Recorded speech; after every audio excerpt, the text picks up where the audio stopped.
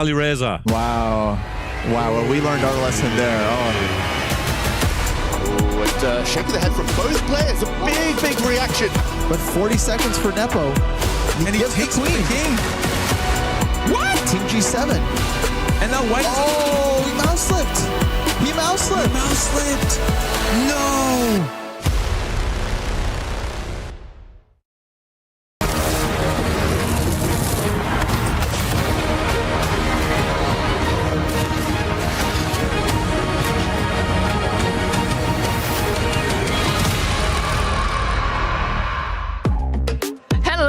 And welcome to the EWC Spotlight, where we're here to kind of recap everything that we have seen so far. I'm Amelie, and joining me on the, I was about to say desk, but it's more of a couch. Girlies, we've got Hercules and Glitter Explosion joining us. Glitter, you're here with us all the time, which I absolutely love. But can we just like pay attention to how cool Hercules is outfitted? Top to bottom. Top to bottom. Thank you. Nails, I hair, wanted like the makeup, ballerina fit. Frenchy vibe. Thank you. I appreciate it. It's a vibe. Although I've been told from I think half of our guests at this point that I've been rocking Halloween colors because it's always orange and black. But look, pink. No, you're changing it up Yeah, today. you're switching it up on him. Oh, switching it up on everybody. And speaking of which, we've seen some switch ups in these games. Oh, yeah. You were over at the STC Arena with some Rocket League. Girl, what have we seen so far? Oh my goodness. If you guys did not watch Rocket League today, you missed out. We got to officially start doing all the key crushing. R8 actually just crushed 5 Fierce keys. After, earlier this morning, TSM, everybody was like, oh, yay, APAC finally gets to win. It's so heartwarming. And my Vitality was like, stop talking. You're in France. Just go home. And other than that, it was the same old. Falcons are still surviving. The Gentlemates are still in. Sure. Nothing too out of the ordinary there. I think the only big shock was SSG taking down Carmine Corp. If you missed that, you definitely should go back and watch it.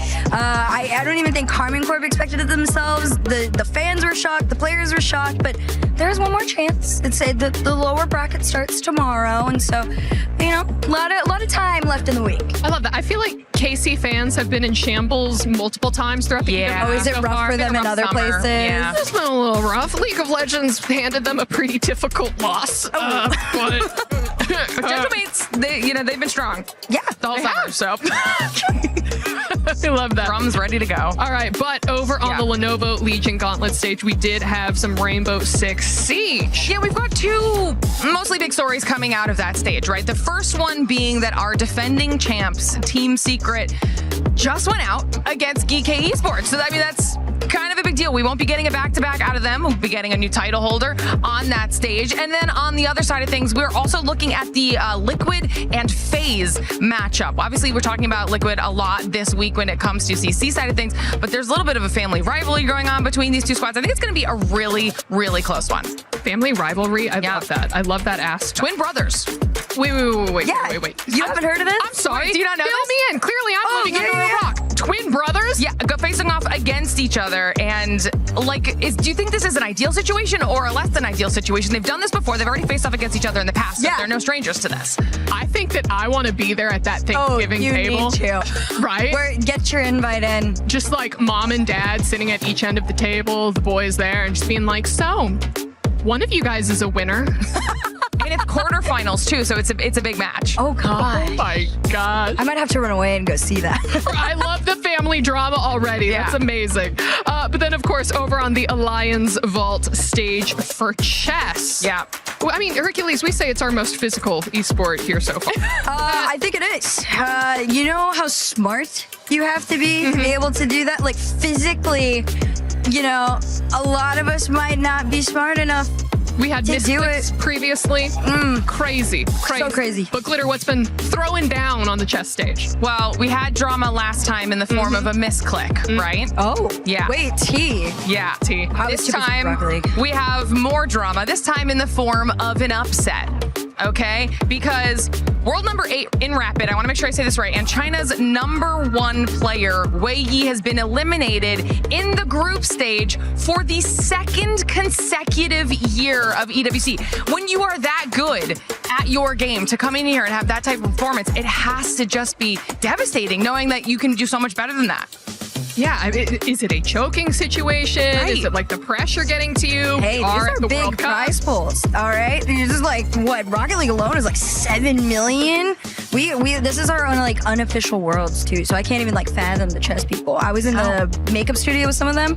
The talent were like, we never get to see this. So I can't even imagine the players. I feel like there's so much more drama coming out of chess than we would have ever guessed. Every single day it's something different. I really want to know if there's any like meet me in the parking lot after, and then like they both show up ready to brawl. Yeah, and it's just like a chessboard in the middle. Sit down on the floor and be like, oh, okay, that was a good move, brother. All right. But either way, as we get closer to the end of the week, we do have to talk about the club championship points and implications that we're seeing so far. And at the moment, Glitter, do we have anyone who's looking like a front runner? We do, and it does tie into chess a little bit because we still are watching Aurora and AGAL. AGAL, obviously one of the teams at the very top of the leaderboard, so we'll have to see how all of that unfolds specifically for chess. But then, like you were just saying, Herc, I mean, we've got Falcons in the running, Vitality in the running for Rocket League.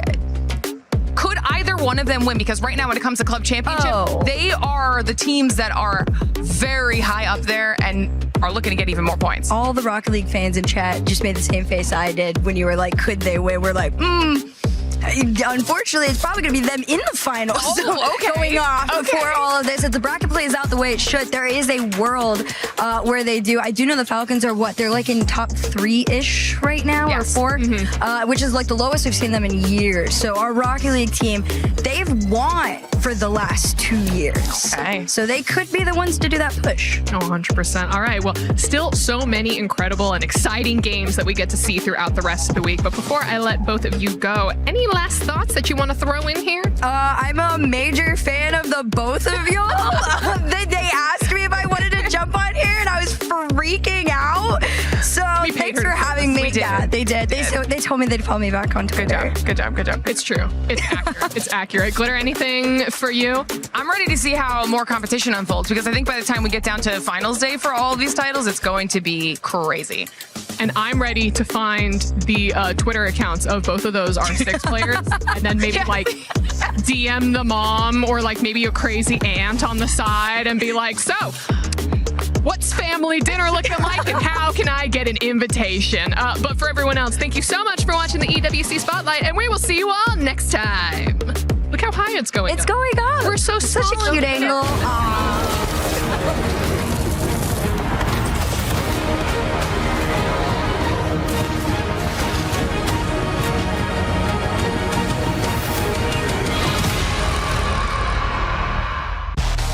Chess returns to the Esports World Cup, and this time the road to the trophy starts before the group stage even begins. 16 players will battle for the title in Paris, where reigning champion Magnus Carlsen returns to defend his crown against the very best in the world. Every game is played with 10 minutes and no increments. Every second counts, and if a match ends level, an Armageddon decider will determine who moves on. But first, 8 players enter the play-ins. Every match is played over 2 games, and only 2 players will survive to complete the final field. They will join 14 players who have already qualified through the Speed Chess Championship and the Champions Chess Tour leaderboard, including defending champion Magnus Carlsen. Then comes the group stage. The 16 players will be split into 2 groups of 8, each competing in a double elimination bracket. Every match consists of 2 games, where every move can change the course of the tournament. Only the top 4 players from each group will reach the playoffs. From there is no second chance. The quarterfinals are played over 4 games per match. The semifinals raise the pressure with 6 games per match. And in the grand final, the 2 remaining players will fight for the title in a best-of-3 sets showdown. Get ready for a chess spectacle in the City of Love, where speed, nerve, and absolute determination will decide who rises. All right, Damascus, it is playoffs day, and we are going to get you into shape. You got no ELO, you got 100 honorary ELO, and you want to be 1,300 like Big Hollywood, Magnus, etc., don't you? I'm ready to train. 1,300 like you. Let's go. Come on, brother. Open fire! Open fire. Fiancado! Fiancado. Good bishop! Good bishop. Bad bishop! Bad bishop.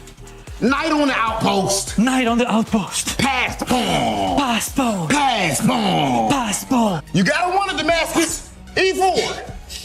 E5. Okay. D3. D6. All right. A3. I'll go to C5. Did you just jump over a pawn with a bit? Yes. You can't do that, Damascus. Try push-ups. F6. No, you can't just cheat. Move the board. You don't deserve that right now. You're trying to be like Big Hollywood, ain't you? You're trying to be like Magnus Carlsen, ain't you? Get your elo up. E4, E5, E6. Good job, baby. That's what I'm talking about. Who do you want to be? Magnus Carlsen. Who else? Hikaru Nakamura. Who else? From TV. Yes, sir. Yeah. Faster. Good work, baby. Come on. Get that elo up. Good work. But hold hit me with chess.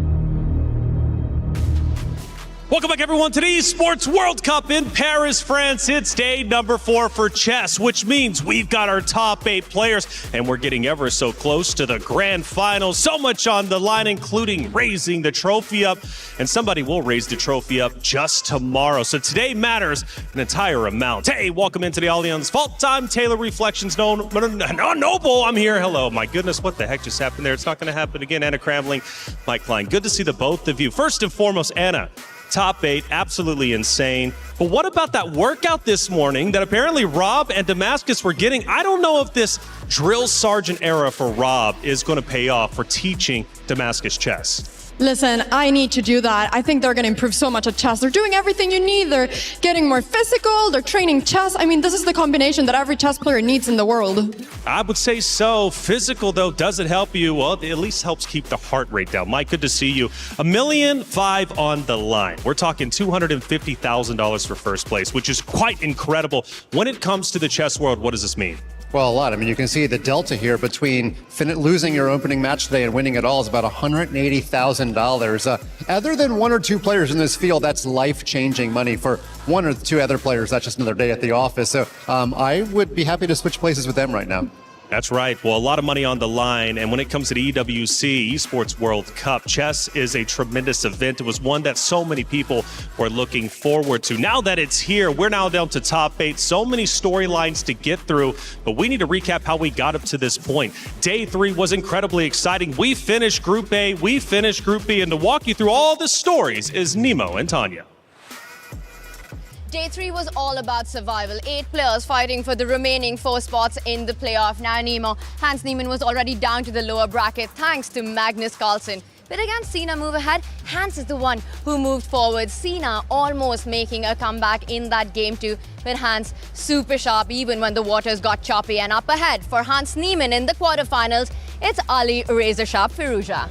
Sharp is going to be the key word for today because Arjun Erigaisi did sweep aside Pranesh to make it all the way into the playoffs and is going to be facing off against Hikaru Nakamura. Now, this is a matchup you do not want to miss because they're both extremely tactical, aggressive, initiative forward players, and they will be full of fireworks. That's going to be one combustible matchup right there. But I have to say, Nemo, the biggest splash of the day, that came from 19-year-old Denis Lazovic. What a match it was, eliminating Jan Nepomniachtchi. And you know, all that can be said about it, he was just swimming through all the pressure that Jan put on him. Swimming through all the pressure. Speaking of swimming through all the pressure, Nihal Sarin is now also into the playoffs after beating Duda. I mean, this is going to be so exciting because if I was Nihal Sarin, I would not have wanted to be picked by Magnus Carlsen, which he did say on broadcast. He did get picked by Magnus. Nihal did not look too excited about it. And you know, Nima, the best part, this is the exact same matchup from Riyadh last year at the quarterfinals. Will we have a different result this time? Revenge arc. It's the grudge match. Now, one thing's for sure, that our stage is set. The 8 players locked in, our quarterfinals bracket done. And you know, you win or you go home. Or Nemo, as some would say, you swim or you sink. Are all these Finding Nemo jokes for me? Well, you know what? Eventually, after 2 minutes, we did find Nemo. Now let's go find our champion. And back to Stream B for a recap. Thank you, Jan and Kostya. Hello, folks. Kostya and Jan here from Stream B. Yesterday, we had a number of decider matches as 8 players had their dreams crushed and had to go home. The B-Stream curse was in full effect. All 4 players we covered were out of the tournament by the end of the day. How about today? Any hope? Today we have 2 exciting quarterfinal matches coming up, starting with Nodirbek Abdusatorov against Denis Lazovic, who represents the leading team, AGAL. Nodirbek Abdusatorov actually chose Denis as his opponent, but Denis might not be good at crushing keys, but he's very good at crushing spirits. I'm not sure Nodirbek made the right choice there. In the other match, we have none other than Hans Niemann going up against the runner-up from last year's EWC, Alireza Firouzja. 2 of the best and best known players in the world. Check in on the B-Stream. See y'all soon. Scrolling is cringe. Chess is fun. Get all the dopamine of looking at your screen and none of the guilt when you're improving your mind with chess. Want to improve at your own pace? Take a few seconds to complete a puzzle and learn something new. Don't be cringe. Play chess. There's something for everyone at Chess.com. Learn, play, and have fun.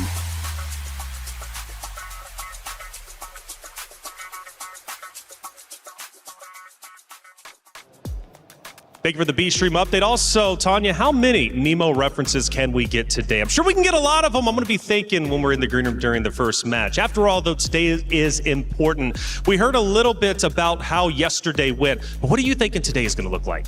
Today, we're going to get lots of keys getting crushed. That's everything that I know. But we're also going to be finding our finalists. So today, every day gets more exciting, but today is going to be an incredible day. Absolutely. 6 keys, in fact, are going to be crushed. The only 2 remaining are going to be first and second, who will be playing in tomorrow's competition. We'll still have the consolation prize for 3rd place, but after all, their key would already be crushed because technically they're out of the competition. But still a lot of money to play for. Now, today is impactful. We heard from Anna what she's thinking. Let's go back to Nemo and Tanya on what they're thinking day 4 is going to look like. It's the quarterfinals of the Esports World Cup. No second chances. And now Nemo and I have to pick our 2 players to make it through to the semifinals. Nemo, you ready? You want to go first? Sure, I'll go first because I have a really hot take here. It's going to be Magnus Carlsen. Okay, hot take. Seriously, I mean, who would have thought, right? No, I really went out on a limb here, but if Magnus Carlsen is available and he is here, he is the greatest player ever to walk on this planet. Of course I'm gonna pick him. I mean, sure, he didn't have the hottest couple of days. He did get by Andrei Sapenko as well as Hans Niemann earlier, and, you know, he wasn't feeling his greatest. But I do think that now, because it is the quarterfinals, he'll be giving it 110%. It's also a player he's familiar with, taking on Nihal Sarin, exactly what he did last year. Now, my pick might be slightly hotter than that. I'm going to go with Arjun Aragaisi. It's Gen G for me, and he's up against Hikaru Nakamura. Now, Hikaru is a player who's tough to bet against, and I know all of that in this format. He's an absolute beast. But Arjun has been so clinical in his wins. 2-0 yesterday. You know, he just invites those imbalances. He's quick. But what has impressed me the most about Arjun in the EWC so far, Nemo, has been his heart rate. It never goes beyond 60. And that's almost like a cheat code that's built in because nerves are super important. Nerves are indeed super important. And on the subject of nerves, I'm going to go with AGAL Denis Lazovic because he showed really, really good nerves, really good fortitude. He definitely hasn't had the easiest road to get here, but now he feels like he's on fire. And I think that's going to be really important when he faces against Nodirbek. So let's see. What about you? Who's your last pick? You know, I love that you say that because are you ready for my last pick, Nemo? I'm taking you on this one. I'm going with Navi's Nodirbek Abdusatorov. I mean, I get it. Lazovic scored the biggest upset yesterday, but Nodirbek, he's had the biggest season coming into this tournament. He's been on his top form. Again, he needed no Armageddon to get to the stage. It's Nodirbek for me. All right, let's see who wins. We'll find out.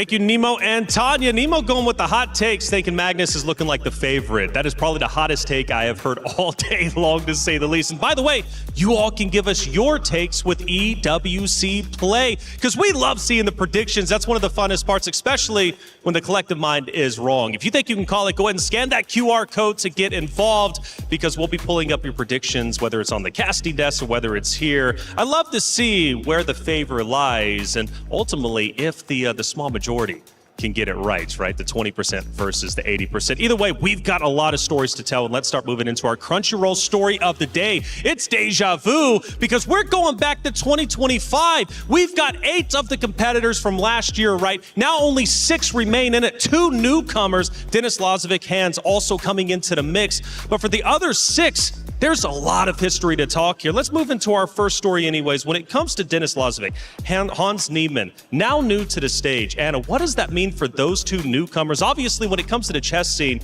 they're regarded as some of the best. But when it comes to the EWC stage, this is their first time.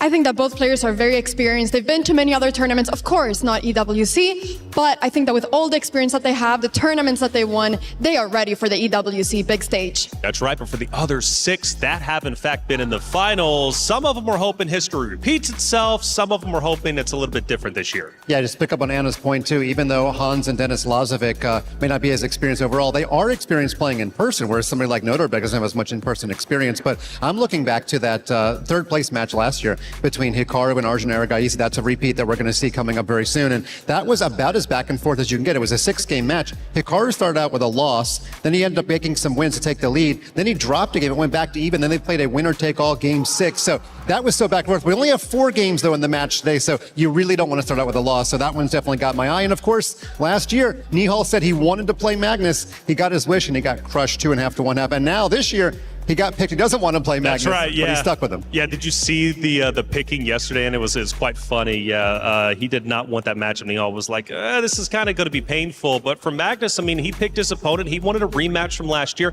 At the end of the day, he feels comfortable with it.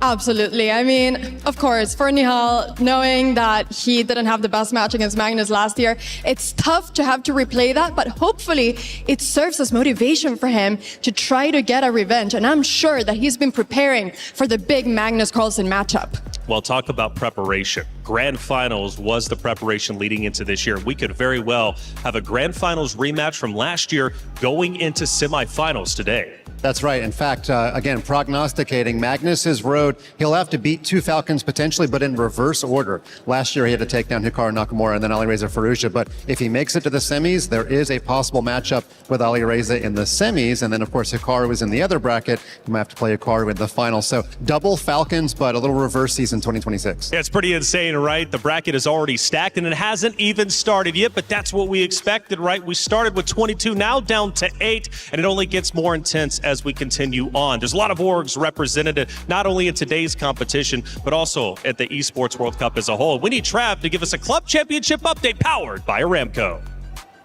The playoffs in chess are packed with club championship storylines. Straight away, we start things off with AGAL versus Navi. That's going to be Denis versus Abdustatarov, which is a huge matchup in terms of club championship because it's going to swing the points massively no matter where it goes. It's first place in AGL versus third place in Navi.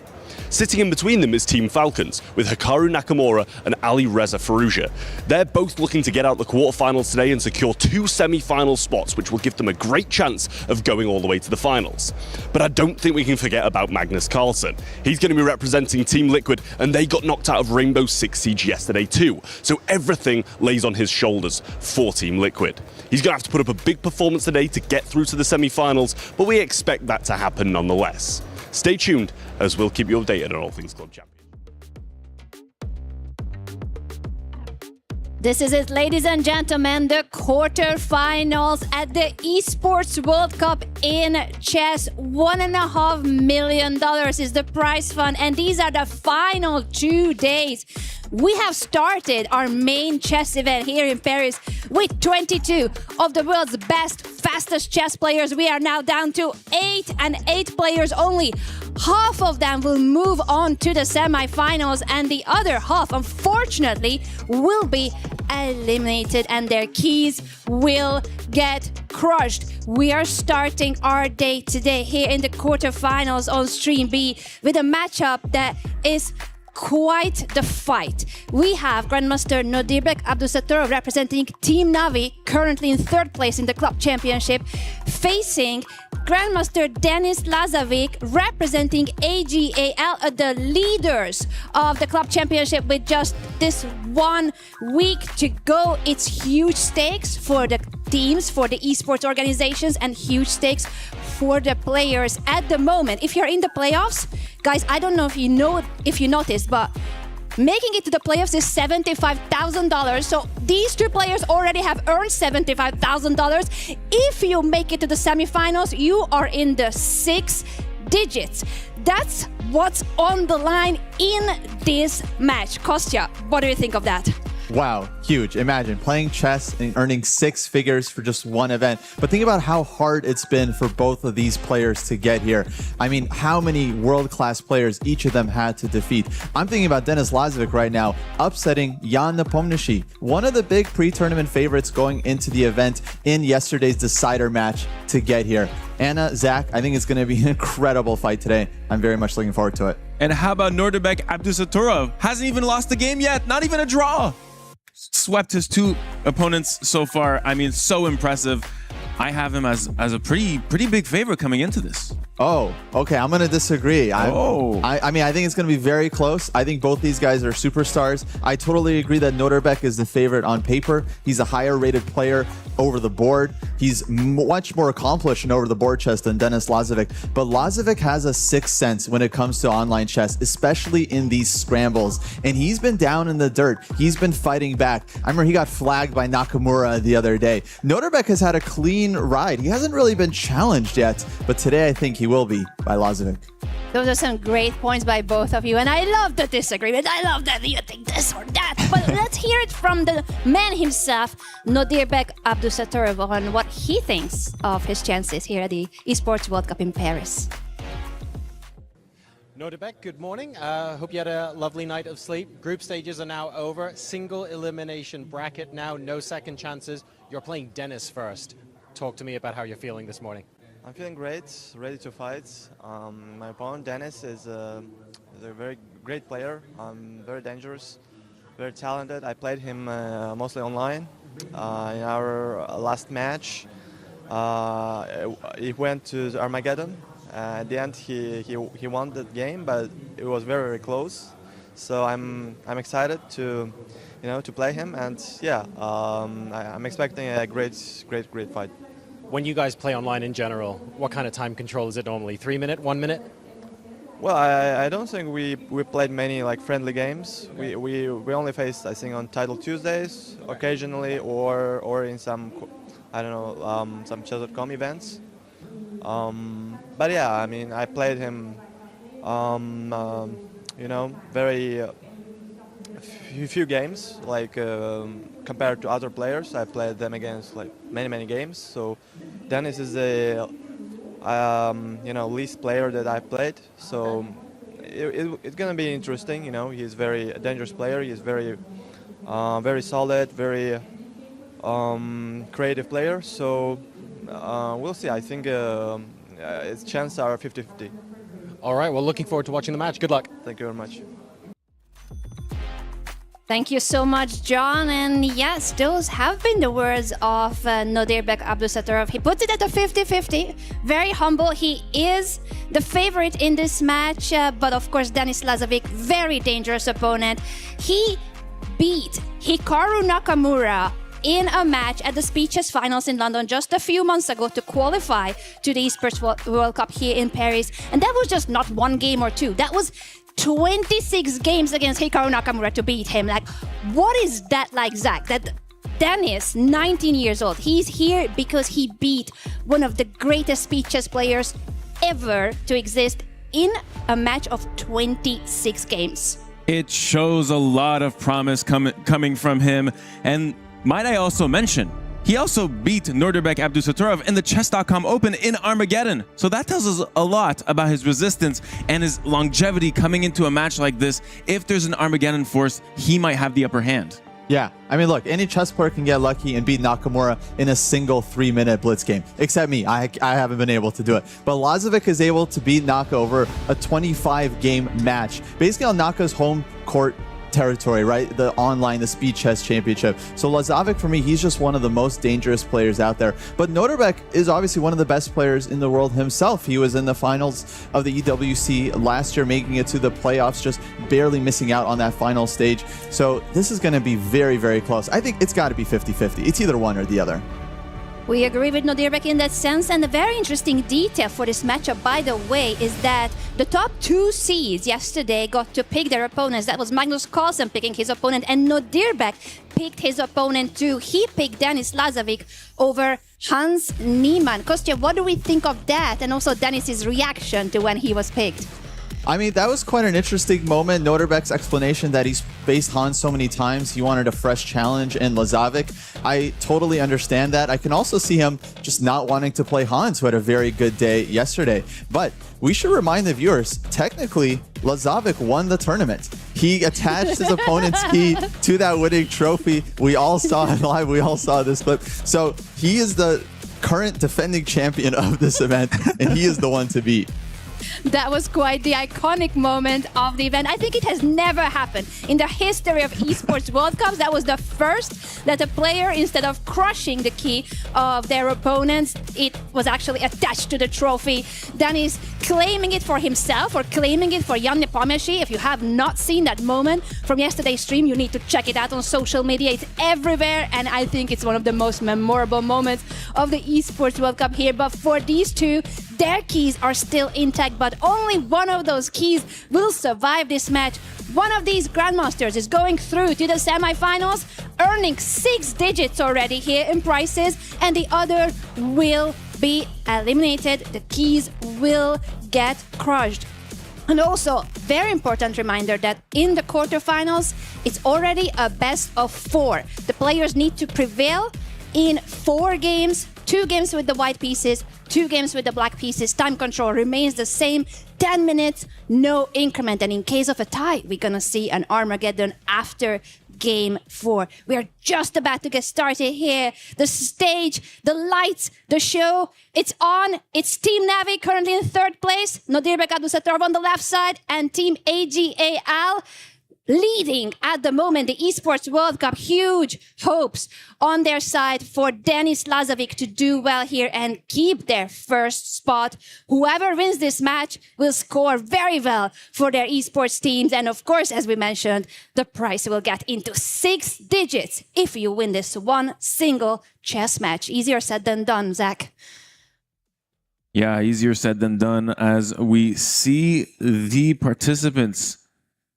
They're getting ready. And the game is underway. Nodirbek white in the first game as he starts with the queen pawn. Both of these players off to a flying start. Zach, let's just remind the viewers, actually, this is just a quarterfinal, but these are the 2 teams that are actually currently leading the EWC. Denis's team, Team AGAL, they're in 1st place. Nodirbek's team, Team Navi, they're in 3rd place. The winner of the entire chess bracket gets 1,000 points for their team, which would basically mean Team Navi can catch up to AGAL in the standings. But one of these guys is going home today. They're only going to score 200 points for their team if they get knocked out. So this is a huge matchup, not just for these players, not just for the tournament, but for the entire EWC.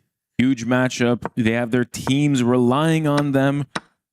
And can you tell us about the opening so far, Kostya? Yes, we have the classic Queen's Gambit decline. Lazovic, a very solid, classy player, sticking to one of his usual setups with black. He loves this really solid stuff. Nodirbek, he can play anything with white, e4, d4, c4, knight f3. Here he decides to start off with a pretty tame positional game, but look at his last move, d5, advancing in the center and looking for a bit of an edge. He wants to recapture that pawn with his knight and start getting up into black's position. Unbalancing the position there with that pawn to d5 march. I like the pressure so far put on by Nodirbek, and remains to be seen, how is Denis Lazovic going to answer this question? Yeah, there we go. He goes knight to b6, keeping the tension, not wanting to trade, instead inviting black to trade on e6. Nodirbek obliges, and this one is a very interesting position for me because it doesn't really look like white is really playing for much here. In fact, it's black that has more space on the queen side.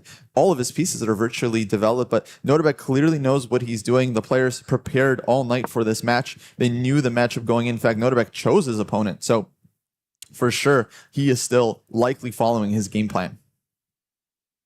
And we have a very interesting imbalance here. The black pieces have 3 pawns on that left flank of the board, whereas the white pieces only have 2 pawns. So this favors the black pieces in some scenarios and endgames in which it's more easy to convert that 3-on-2 majority.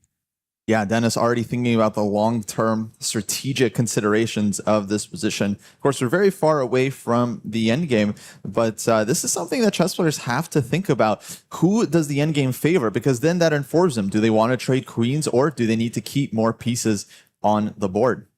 So far, we have a very open position, I would say, with bishops lasering through. I like that dark squared white bishop on that square f4 there. Ooh, and the knight jumps attacking this bishop, trying to create some weaknesses. Yeah, Nodirbek playing this very ambitiously. He hasn't castled yet. Doesn't feel like he needs to, as his king is still safe. He can castle at any moment if necessary.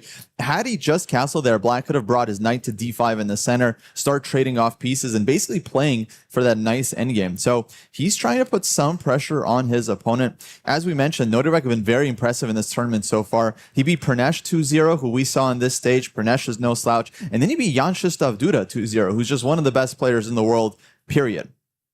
Absolutely. And Jan Krzysztof Duda was like crushing his opponent in his last match. Yeah, shows all to be crushed by Nodirbek. There are levels to this game. Yeah, you beat your opponent 2-0, and then the next guy eats your lunch 2-0.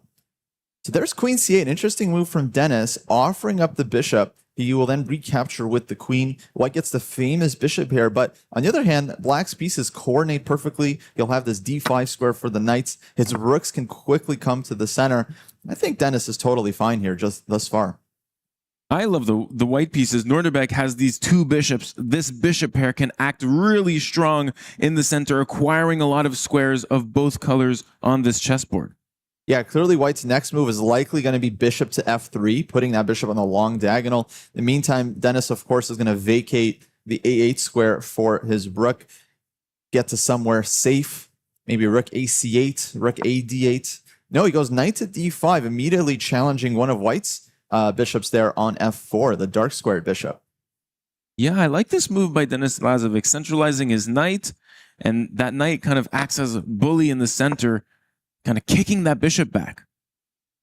And Nodirbek trades a pair of knights, drops his bishop back to g3. Now maybe we'll see bishop to f6 at some point for black, putting his bishop on the long diagonal. Maybe pawn c5 to c4, taking some more space. There's the c-pawn push. And now if White challenges this pawn with b2, b3, Zach, there's going to be c4, c3, just advancing that pawn even further.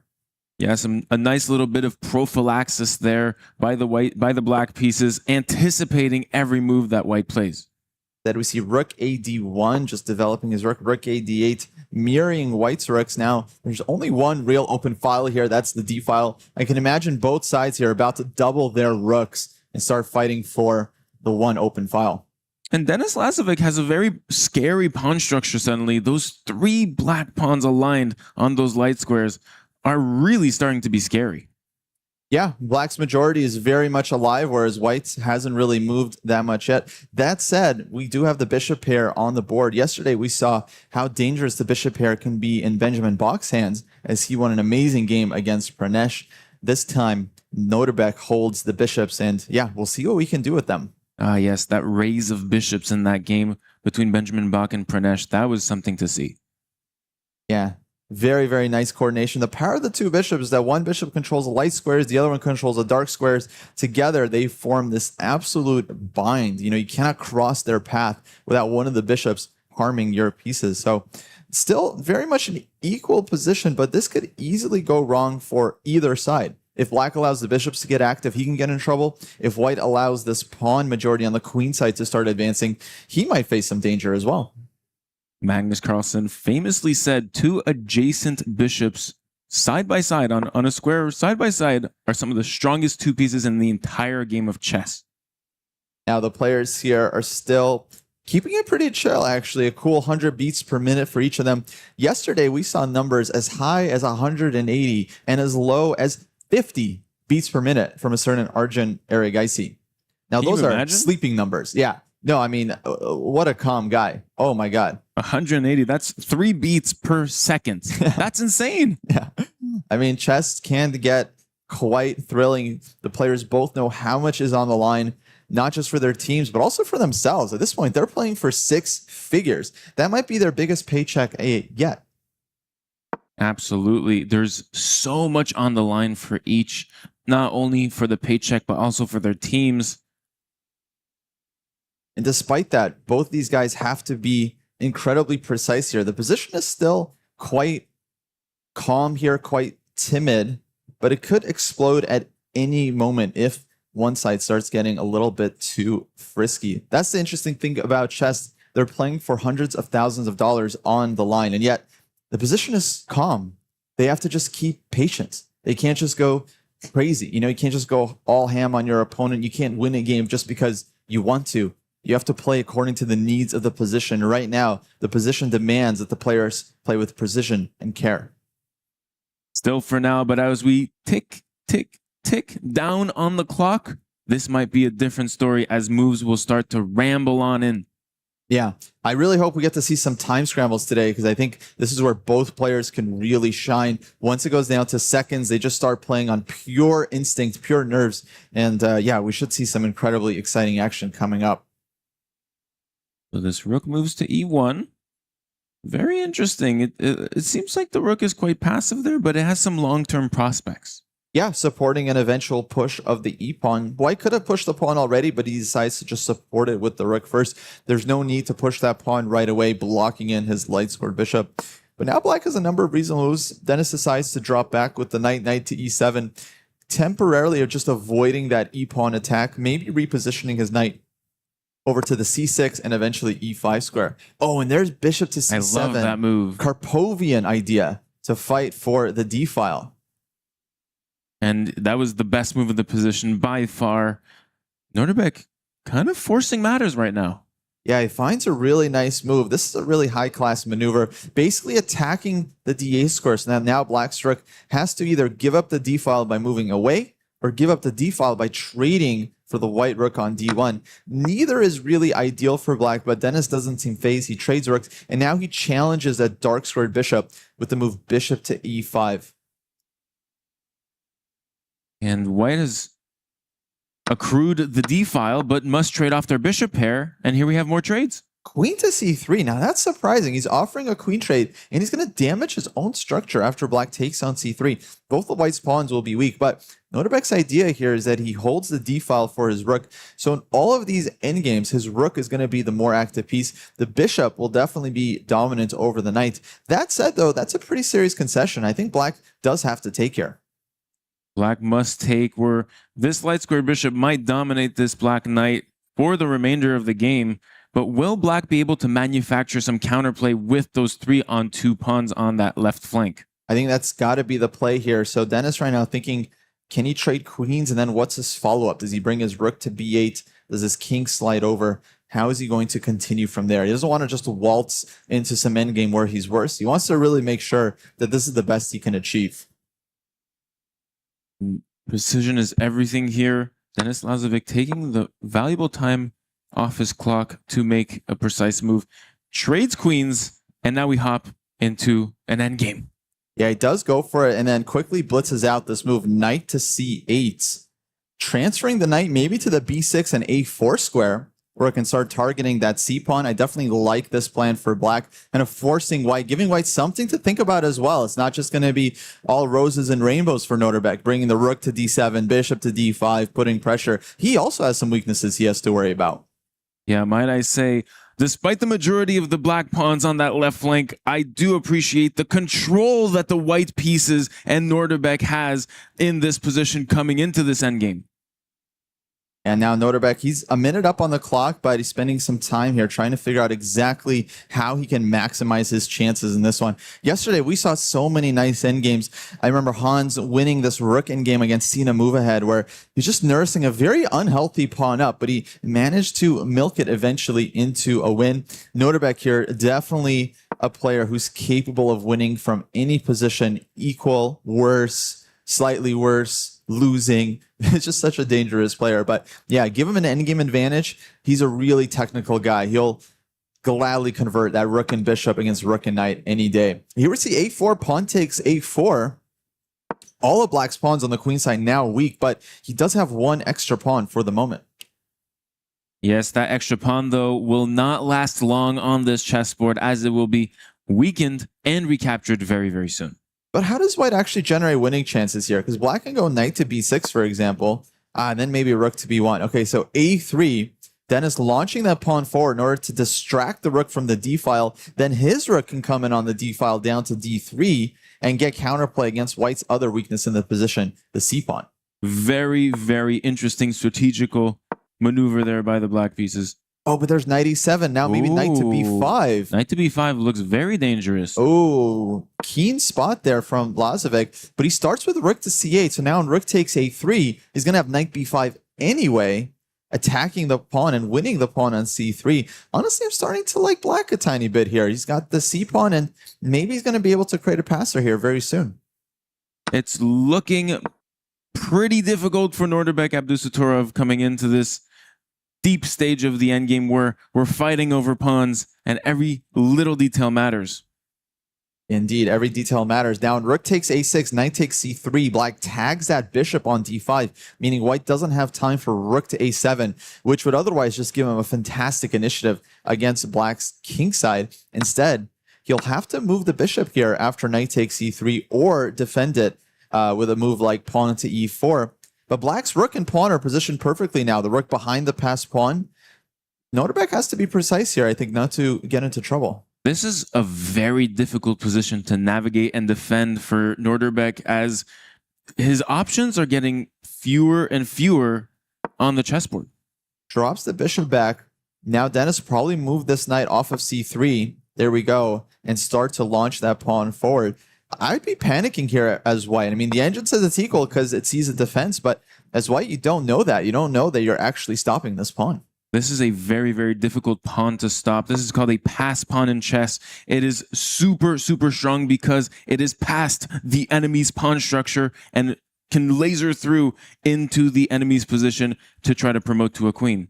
On the other hand, Nodirbek does get his rook over to c1 in time. Now he can inch his king closer. I actually don't think this pawn is that dangerous. In fact, it might even start to get a little tricky for Black in order to hang on to this pawn. If he loses it, then he's got to defend a 4 versus 3 on the king side. This knight cannot meet that b3 square and attack the rook in time, and instead has to defend its pawn, rendering this knight quite passive. And now this rook b8, rook b1 maneuver is a little bit too slow because White's king catches up. The king comes in, and I'm starting to see how we might get a draw here. You know, the king is going to approach the pawn with king to d2, but then Black has knight to b1 check, forcing the king back, and then he can come back to a3. So this should end in some kind of draw, maybe even rook to c3 right now, stopping the king from advancing further. A draw for Denis Lazovic and those black pieces would be in his favor, forcing that next game with White. Absolutely. Now, this is a 4-game match. This is only game 1 of 4. So a draw doesn't really hurt each player too much, but of course, you got to like it if you're Black here. You got to play the man at a certain point and get that draw with Black, push for that win with White, and I feel like this tactic is working well for Denis Lazovic so far, as he's playing for kind of this equality here. Rook to b8, bishop b4, rook to b1. Of course, White is never going to take there because then Black promotes and makes a new queen. But then after king to d2, White's going to be threatening to take this pawn on c2. And so how does Denis plan on dealing with this one? This is a rather difficult position that Denis Lazovic has now, as his pawn on c2 is simply falling. He's able to give up the pawn. But we there's have a repetition that's going to happen. Mechanism. Wow. Knight c4, knight b2. Absolutely beautiful. Forcing the draw with the black pieces is Denis Lazovic. Zach, that was a perfect game. 98.3% accuracy for both players. Neither of them made a mistake. Nodirbek maybe had a tiny advantage there at some point, but not enough to really get anything going. That is the tale of the tale from this game. Absolute world-class chess we are witnessing. Yeah, such a high-level game. It's honestly incredible how good these guys can play with just 10 minutes on their clock. It's like the first move they come up with is rarely a mistake, let alone a blunder. I'm looking back through this game. I'm seeing one orange move by the computer, one singular mistake. And it was made by Denis Lazovic on move 23. That's it. Yeah. That's it. And it was really a minor mistake. It wasn't like Nodirbek could really exploit it that well. So with perfect play, this game was always going to end in a draw. But they can't draw all their games, Zach, because if the match is tied after 4, they will be going to Armageddon. And in Armageddon, a winner will be decided no matter what. The Armageddon, a very unforgiving format of chess that forces a winner out. Yeah, absolute sudden death. You definitely love to see it. We've seen so many Armageddons here on the Battleground stage, and now we've got a slightly different opening. Denis Lazovic playing with the white pieces. He also goes for the queen pawn. That is usually his favorite. And Nodirbek goes for a queen's gambit. Accept it. We've seen a lot of queen's gambit declines in this field, but we haven't seen too many queen's gambit accepted. Of course, white wins back the pawn very, very quickly. It's not a true gambit in the sense, real sense of the word, but nevertheless, we get a very interesting structure here. A4, knight d7, both players blitzing out their moves. Nodirbek very, very fast to the punch here. He basically only used just the seconds he needed to move his mouse so far. Wow. And is black sacrificed a pawn for activity? Yeah, in fact, this black that's actually gambited this b pawn. It's a very kind of thematic sacrifice. And c6, is that a mouse slip? No, I think it's an intentional move, challenging the bishop. But for sure, black is going to want to play c5 soon. It's a really interesting type of idea. Basically, you give up a pawn. You're not really trying to win it back anytime soon, but you're just banking on the fact that it's going to be so hard for white to do anything with this b pawn. As soon as you push it forward, it just becomes a weakness. Black has all the open lines in the position, great control over the e4 square. I'd say full compensation here for Nodirbek. Although we have seen some small advantages that long-term play out as maybe the white pieces and Denis Lazovic can milk out this advantage long-term if he can protect his b-pawn. And yeah, I think from white's point of view, it's probably not the worst situation to be in. Generally, white is kind of playing for 2 results. On the other hand, one mistake here, and you could give black just a raging initiative. So both sides definitely have to be quite careful. And white aims to finish their development there with bishop to d2. And the question remains, how is black going to manufacture this counterplay being down a pawn, or does it even matter, as that pawn will just be insignificant? Yeah, I think black just kind of plays a position, just kind of pretend like you're not down a pawn, you're not really worse here. It's really up to white to prove that the pawn is actually going to do something to you one day. So I think black has a lot of moves. Basically, just move the rook to any open file. Rook b8, rook c8, rook to d8. Nodirbek chooses the b8 square. I think that makes a lot of sense, lining up against that b pawn. If black ever does win this pawn back, then the position is either just going to be completely equal, or maybe black will even be better because he'll have a bit of an initiative. Nodirbek, as you see there, thinking he has the upper hand in this match. From historical data, he has 9 wins to 7 losses versus Denis Lazovic online. So a bit of a buffer zone there, but he has a little bit of a plus score against his opponent. Definitely a slight edge for Nodirbek. He's also the much more accomplished classical player, which for these guys, I think it does kind of matter, who's the higher rated player in terms of FIDE, who's been better in terms of their classical tournament career. Lazovic actually is, I would say, definitely one of those onliners, right? An online specialist. He's so good in tournaments. Title Tuesday, Speed Chess Championship, Champions Chess Tour. Basically, the kid is just dangerous with the mouse. And that plays into what he offers in this matchup. When that clock goes down to 3 minutes, to 2 minutes, to 1 minute, and especially to 30 seconds, Denis Lazovic might be one of the top players in this very tournament. Absolutely. Yeah, I would say him and maybe Nihal Sarin are just 2 of the absolute bullet monsters in this field. Of course, everyone else, Magnus, Nakamura, definitely Alireza, Firouzja. These guys are all incredibly good with the mouse, but somehow these speed demons, these youngsters, like I said before, they just have a sixth sense when it comes to pre-moves, tricking the opponent, anticipating what the opponent is going to do in just a mere seconds. But when it comes to crushing keys, not their strength. Not their strength, as Denis Lazovic did not figure that one out yesterday. Now, knight to e4 here, played by Nodirbek, and Lazovic here. You know, he's not trying to prove anything thus far. I think he's just taking a very classic, solid approach. He has the extra pawn, but he doesn't have to do anything with it right away. So first he improves his rook. Then he gets his bishop off of d2, so it's not hanging. Now he's playing h3, so that he never has to worry about a back rank checkmate for the rest of the game. And he's putting the pressure a little bit on Nodirbek's side. He's like, you know what? We both know I'm up a pawn here. I know I'm going to have to push it at some point, but you also have to keep your pieces well placed so that I'm not able to just get a clean pawn up. Yeah, it's very difficult to navigate this if you're playing the white pieces, because you have that psychological advantage, right? I'm up a pawn. I'm up a pawn. But you can't really make anything out of it. So what are you up of? Yeah, basically just playing the long game, maybe trying to trade a piece here, trade off a piece there, eventually get into an endgame where the extra pawn does start to count. We have seen a number of endgames kind of go this way. It seems to be very typical, especially in this time format. You know, objectively, white doesn't really have a real advantage here, but as the time ticks down, it becomes harder and harder for black to continue to find precise moves, not having that several minutes on the clock. And right now, actually, the computer is starting to give white a bit of an advantage, up to a half pawn now. So we can say he's half a pawn ahead, according to the all-powerful engine. In fact, it's really liking this knight to b5 move I'm seeing from the corner of my eye. And Lazovic finds it. Of course, it's a logical move. He trades off a pair of pieces. Generally, when you're up a pawn, you do want to start trading pieces off, trying to get to the endgame. Now, if we traded all the pieces off, Zach, just magically, going into a king and a pawn endgame, so just king and pawns, well, then white's completely winning. It's just resignable. One extra pawn in a king and pawn endgame often decides the day, especially if it's a pass pawn on the edge of the board. But here, of course, there's still many pieces remaining, so Lazovic very much has his work cut out for him. And now it seems like Lazovic has this full pawn up for real. Yeah.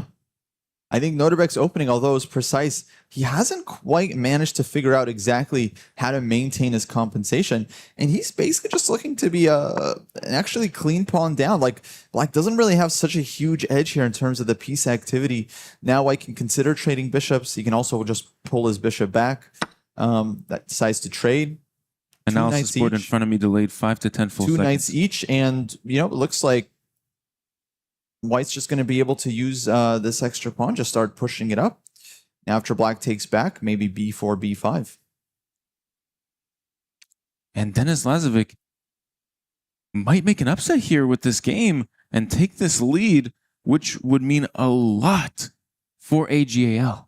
Yeah, winning this first white game for Denis would be huge. He'd have 1.5 half-point lead. But of course, nothing would be over just yet. Nodirbek would then have 2 games left to strike back. But yeah, we can see Nodirbek. I feel like he's starting to get a little bit uncomfortable. I think he realizes that this hasn't gone the way he's wanted it to. His heart rate is rising a little bit as well.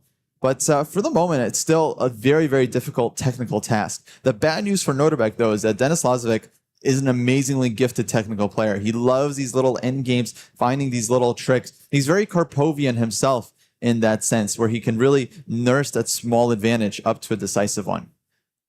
And now Denis is figuring out, okay, maybe I can keep this pawn long term. Maybe I can route with this advantage. But how to proceed here? What is the plan for the white pieces in order to acquire a decisive advantage from this pawn up?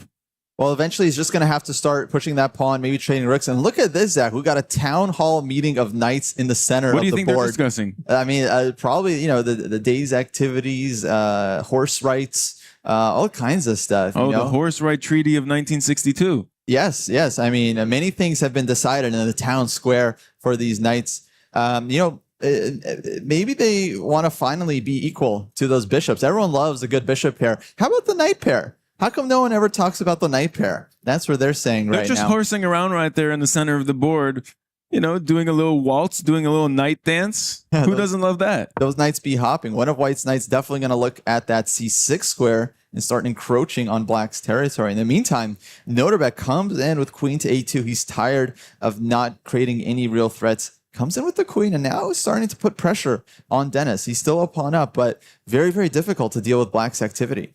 Oh, I've got a good one for the knights in the center. They're just horsing around. It's okay. That's second time already.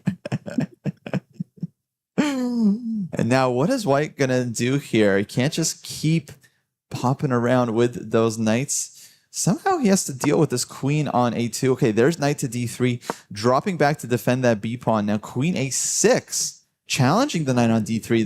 This one is now hanging. Maybe White can slide the queen over or come up with queen to e2. Now queen e2, there would be blunders. Knight to c3 using the pin. Instead, we see rook to d1, defending the knight. Now g6. Nodirbek just improving his position on the king side. And seems as though Denis Lazovic taking a bit of time, but I see the light at the end of the tunnel for Denis Lazovic here, as he could very well put that pawn up, finally push it through, and make it a convincing, dangerous monster. Actually, big moves here from Lazovic as he just played f3 and the e4, kicking both of Black's knights away from the center. These guys used to be friends, the knights I mean, but now they are no longer. Now Black is getting basically excommunicated there from the center. That knight on d5 is going to have to find a new square. On the other hand, the knight on d4 just lost all of its stability as well. Maybe queen a7, queen b6, challenging that knight on d4 and threatening to take it with check. And now we have a knight standoff. Both knights are attacked. Will you defend both? Will you take the first one? What do we got here? Thinking queen f2 looks to be like a tempting move. Just defending that knight on d4, breaking the pin as well, keeping the threat alive against the knight on d5. But let's see what Denis comes up with. One thing he's not going to do is take that knight on d5 himself, because then Black takes White's knight with check and then will win back the pawn. There's queen f2. Love this move for White. And now Denis has to figure out how is he going to keep proceeding here? Is he finally going to push that b pawn? Zach, what do you think? It's move 28. What move does he actually advance that b pawn? I am so glad you asked this question, because I've been waiting since basically the dawn of time for this b pawn to move. I am on the edge of my seat here waiting for this pawn to move, hopefully in the next 10 moves. I give it a good move 37 prediction. How about yourself? Move 37. I'm taking the over on that for sure. It's only move 30 right now. I think he's going to keep hopping around for a good 10, 15 moves there. Only in deep into the endgame, I think, is he actually going to start advancing it. But you might be right. You might be right. I mean, his knight is on d3, so he's ready to advance b4 whenever he wants to. And look at that heart rate slowly rising by Nodirbek. Look at that. It was at 100, then 115 beats per minute, and now 126. Yeah, he's feeling the pressure, and he allowed the queen trade. Again, this is not exactly what you want when you're a pawn down. Lazovic snapped that queen off because he knows in the end game, it's just play for 2 results. Maybe he can win, maybe not, but he's never losing this game short of a catastrophic blunder, and I love how he's playing this so far.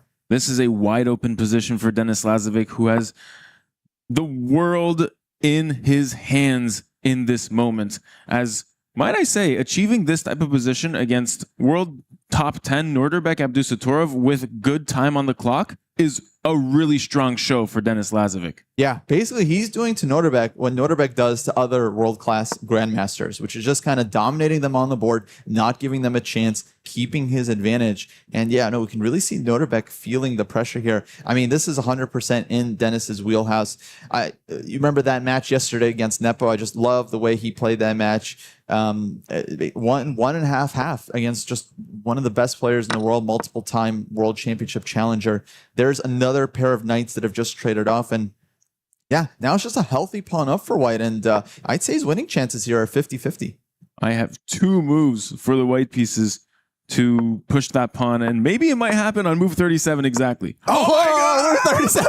Oh no, you called it. Unbelievable. No, Denis Lazovic just, I know Nodirbek did everything he could to stop the pawn from advancing, and just in the nick of time, Denis does push it up to b3. Why do I think that's not going to make the highlight reel, Zach?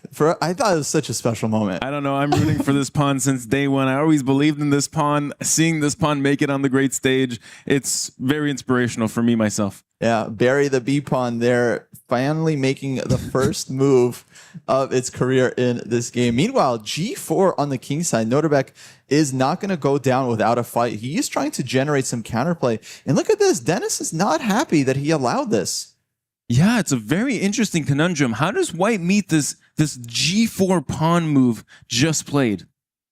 Do you take and create an outside pass pawn with pawn to H4, or do you take and create a solid one-man pawn chain with F4? The problem is, as soon as you touch that F pawn, the E pawn becomes a target, and Black has this knight H5 idea challenging the B pawn. We were so focused on the G pawn. I mean, we're so focused on the queen side that we didn't realize Nodirbek has just created himself some real counterplay on the king side, and now the computer thinks he's holding this. Wow. Look at that. The dilution of pawns on that right flank of the board has rendered Denis Lazovic's advantage completely bust.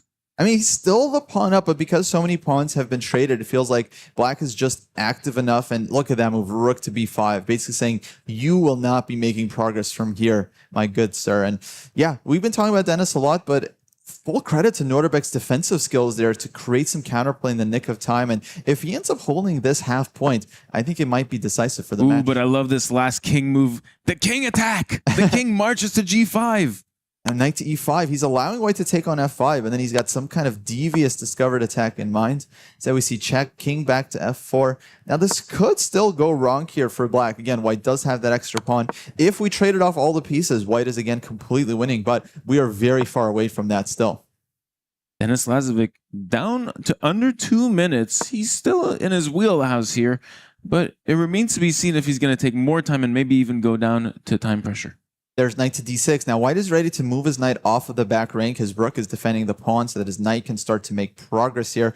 That's how you try to approach these positions, just improving one piece at a time. But in the meantime, Black is getting his knight to the center of the board. Knight to e4 is going to be attacking basically everything in White's position. And look, Nodirbek's up a minute. He's starting to feel himself a bit here. He knows that he's okay. And this endgame has been so difficult for both opponents. They're just etching at each other. Small thing, small detail here. I want to trade pawns. I want to create counterplay on this right flank of the board, and it's making for such an interesting battle where we're not even sure if this pawn up is at all something, and then suddenly it's something, and then it's again completely non-standard zero advantage. Yeah, just a battle of millimeters. Knight f4, threatening knight d5, a winning fork. Nodirbek has many ways of dealing this one, but he has to pick one. Takes on b3. Oh, beautiful idea. Finds a very nice tactic to simplify. And now it's just equal to draw. We have 2 draws out of 2 games. Wow. Wow, what a match so far. Incredible defense there from Nodirbek. He was definitely in trouble, but he manages to save it with some incredibly precise play. I loved that tactic at the end, sacrificing a rook to win a pawn, the pawn that he was down for no less than 40 moves. Now the players here are going to get a small break here before we go into the next 2 games. They're going to take a walk around. They're going to think about what just happened in those first 2 games. Do they want to repeat the openings that they just played, or do they want to switch it up? Zach, what are your overall thoughts on the match so far? I am greatly surprised by what you said before we started this match. Denis Lazovic should not be slept on, and he's demonstrated that throughout these 2 games, showing some great play. Overall, world class by Denis Lazovic. I'm very impressed so far. Yeah. Now the match, folks, will be continuing quite soon. We're going to throw it to a quick break and see you right after this.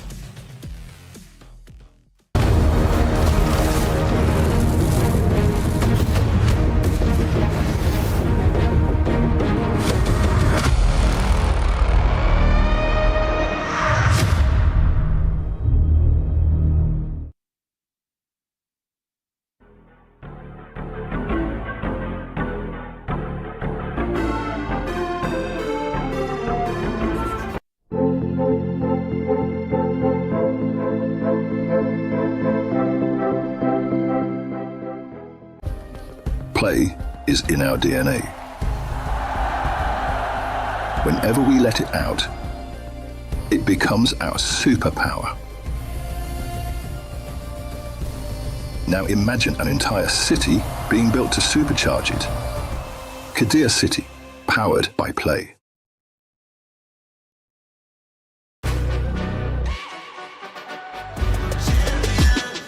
This ain't no regular thing. I came for the ring, you know what I mean. You see my name in the lights, better get right, I'm champion.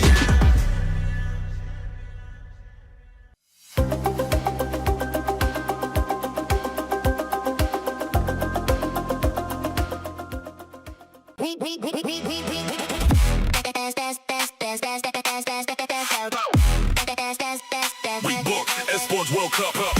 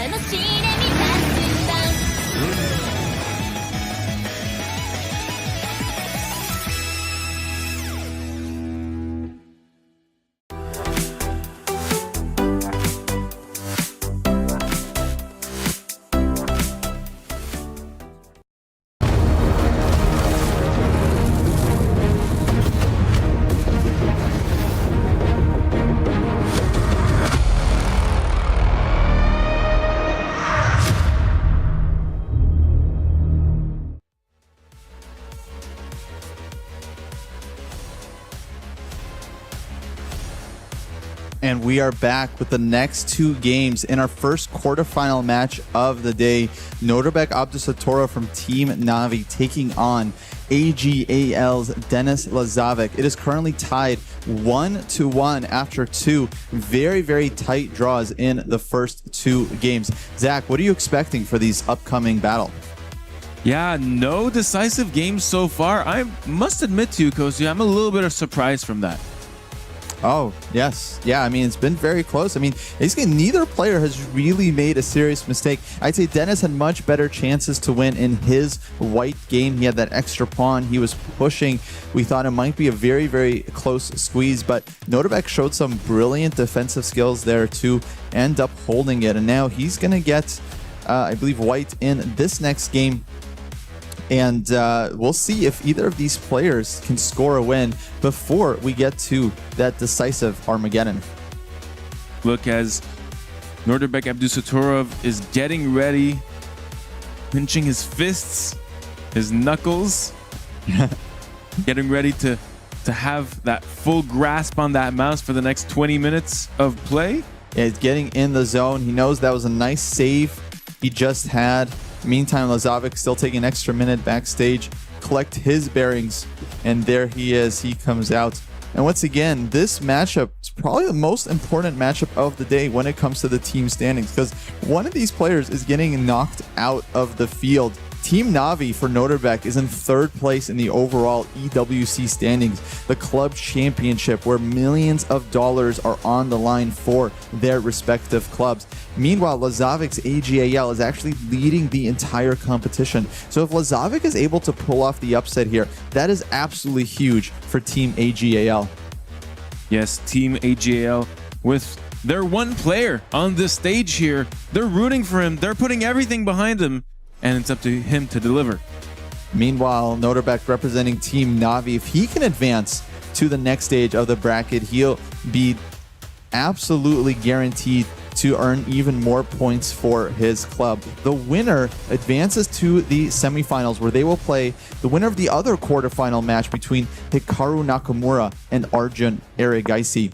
But in the meantime, we're off on game 3, a repeat of game 1. Nodirbek with the white pieces, Lazovic with the black pieces. We see another Queen's Gambit declined. The opening of World Championships, as Gary the GOAT Kasparov would say it. An early A3 move here from Nodirbek. Probably came up with this one during the break as a way to try and take Denis early on out of book. Ooh, and now we have two pawns facing each other on the board, quickly traded off. Yeah, Denis, of course, well familiar with this. I call it a very minor sideline, but now they are transposing back into, honestly, a huge main line. This was explored heavily in the Carlsen-Caruana World Championship match of 2018. Lots and lots of theory in this opening. Knight to d2 here played by Nodirbek, one of several moves that white can play. The idea is that he's threatening to go knight to b3, forking black's queen and bishop on the queen side. Yeah, yummy would be that bishop and its dark squares that it protects. So that's why that bishop reclines backwards. Yeah, Lazovic brings it back. Note that white cannot push b4 here because then black would just take that pawn. That rook on a1 is currently hanging. So knight to b3 anyway. Black's queen is now going to have to draw it back. Now it looks like Denis is just going back with his pieces. But on the other hand, the knight on b3 isn't actually that well placed. So basically it's a game of push and shove when it comes to this position. Knight b3 kicking that queen. And once again, we see this theme with Nodirbek kind of slow on the castling. Yeah, king is still on e1. Denis already castled. Nodirbek knows he's got time to develop. In the meantime, he wants to just kind of advance his plans on the queen side, on the center of the board. At some point, though, he's going to have to develop maybe bishop to e2 right now, just getting that bishop out, getting ready to castle. In the meantime, black's main issue, nope, he says, no, we're developing the queen side first, and then we'll figure out what to do with the king side. In the meantime, that bishop on c8 for black is a problem. It is going to have to get out somehow, and we'll see what Denis comes up with to develop that piece. And might I remind you, Kostya, these are the first two games that Nodirbek does not win in this entire tournament. How striking is that? Yeah, this is his first draw in like multiple days. Again, he won 2-0 against Pranesh, 2-0 against Duda. Basically just made short work of both of these guys. And all of a sudden, Denis is showing that he is not afraid of Nodirbek. On to e5, they're hitting that white bishop, forcing it to move. Very interesting psychological, strategical move there, taking some space in the center. Yeah, big move there from black, opening up that light-scored bishop. Now, the thematic move here is Nodirbek just played bishop to g5, fighting for that d5 square. We see the trade on f6. If black recaptures this one, then knight hops into d5, where it's a very, very strong piece. Now maybe bishop to d3, bringing out the light-scored bishop in order to challenge black's kingside. This knight on d5 can take on f6 at any moment. I don't think he's going to do it just yet, though. I think he's going to wait until he's absolutely forced to. I love that positioning of that knight on d5. What a beautiful piece. And we're kind of seeing the opposite of game one, in which it was the black pieces that, gave that bishop pair away to white. And we're seeing this in reverse form this time. Nodirbek here spending some time. He does find bishop to d3 and black plays g6. And now it might be a question whether white wants to take on f6. He chooses not to, which gives Denis the chance to keep his bishop pair, which he does quite quickly. Denis loves a good bishop pair, as a lot of classically trained players do. They know in the long run that bishop pair is super strong, especially in a lot of endgames. And look at that black pawn formation there, just stabbing at the white center. What do you feel about this? I think it's pretty balanced. I mean, I really like white's knight on d5, but on the other hand, black's king is very safe. The dark-squared bishop is a perfectly good piece. The light-squared bishop can develop here to the e6 square, let's say. That said, this is a faster time control. Knights tend to be a bit trickier, I would say, in blitz and bullet. But for the moment, I don't really see any significant problems with black's position. I love this last move by Nodirbek Abdusattorov with bringing his rook into the action, lining it up on that open line. But look at this last move by Denis. Bishop to g4, provoking the f-pawn to push forward.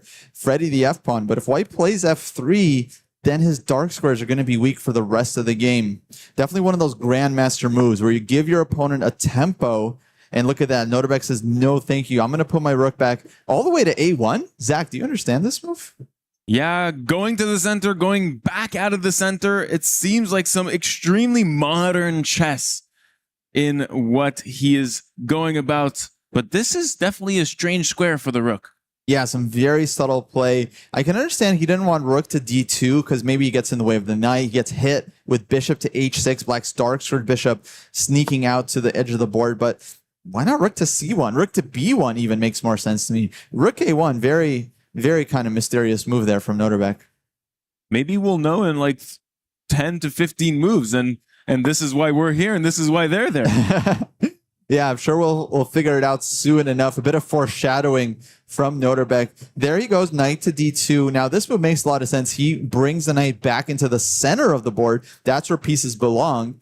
Maybe he wants to play knight to e4, advance the queen side, b to b4. Yeah, we'll see what this rook ends up doing.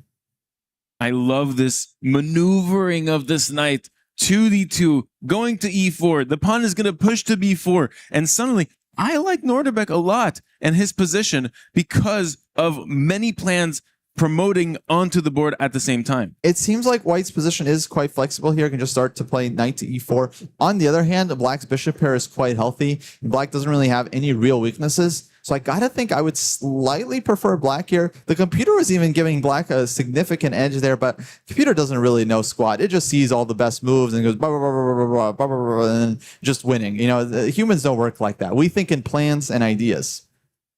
Blah, blah, blah, blah. Is that computer language? That's my impression of how Stockfish calculates. There's knight e4, queen to d8. Black just dropping back, and white's knights in the center of the board are impressive. He's looking for that town hall meeting once again, but the knights don't really have any real targets, and eventually they might get kicked around a bit. There's f7, f5 in the position, bishop to e6. I think black has to drop back now, so very, very kind of double-edged here, I would say. Yeah, you optically go for this two knights, and you think, wow, that white position is so good. But those knights, if flimsy, must move. And from there, you get a lot of initiative and you get some power in that center. h3, putting the question to Denis's bishop. Does he drop back to f5, e6? Where is he going to go? He's thinking about it here. Still a cool 6 minutes for both players. One thing I've noticed, Zach, these guys are very equal on the clock. We've seen in other matchups that have players often falling behind 2-3 minutes. Even Firouzja was doing this despite being a very fast player just because of his confidence in those time scrambles. But these guys don't want to give each other an inch. They're staying equal on the clock. Kostya, I would go even a step further and say this is the most even match we've witnessed so far in the tournament. On the clock, on the heart rate, on the positions, on the results so far, everything seems to go down to details and be equal. Yeah, have we seen a match with 2 draws? I can't think of it. I can think of a lot of matches where someone won the first game, was winning the second game, and then loses by a freak accident, forcing Armageddon. I can't think of another match we've had with 2 solid draws such as this one. And they've got 2 more games to go. And right now, neither player looks to be wanting to make a mistake and give their opponent a chance. And might I say, also coming down to their facial expressions, they're not giving us much either. Very stoic expressions throughout the entire game. Yeah, these guys are very, very similar. I wonder if Nodirbek is regretting his decision at all to choose Denis as the opponent. Of course, he chose him over Hans Niemann, citing that he's played Hans so many times. He wanted a fresh challenge in Denis, but perhaps he bit off a little more than he can chew. And then Denis chooses that f5 square for his bishop, putting some pressure on that diagonal. Ooh, an f4. The computer is not liking that move. That might be our first kind of serious mistake of the match. That is a big weakness. You can understand Nodirbek's point of view, though. He's trying to cover the e5 square, but now black has b5. b5, opening the c line on that queen. That queen is hit by x. And Denis finds it. He lined it up the rook against white's queen on c2, and now he is busting it open. And this is not just about the queen. That knight on d5 is hanging. This allows black to take on c4. He's been able to create a weakness, and now black is just better. Yes, this f4 pawn push has rendered a lot of the dark squares in the white position quite weak.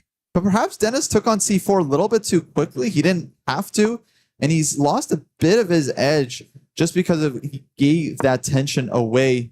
And still, though, I would say his position is quite comfortable. This pawn on f4 cannot move backwards. And so Nodirbek can definitely find himself in some trouble if he doesn't come up with some nice tricks.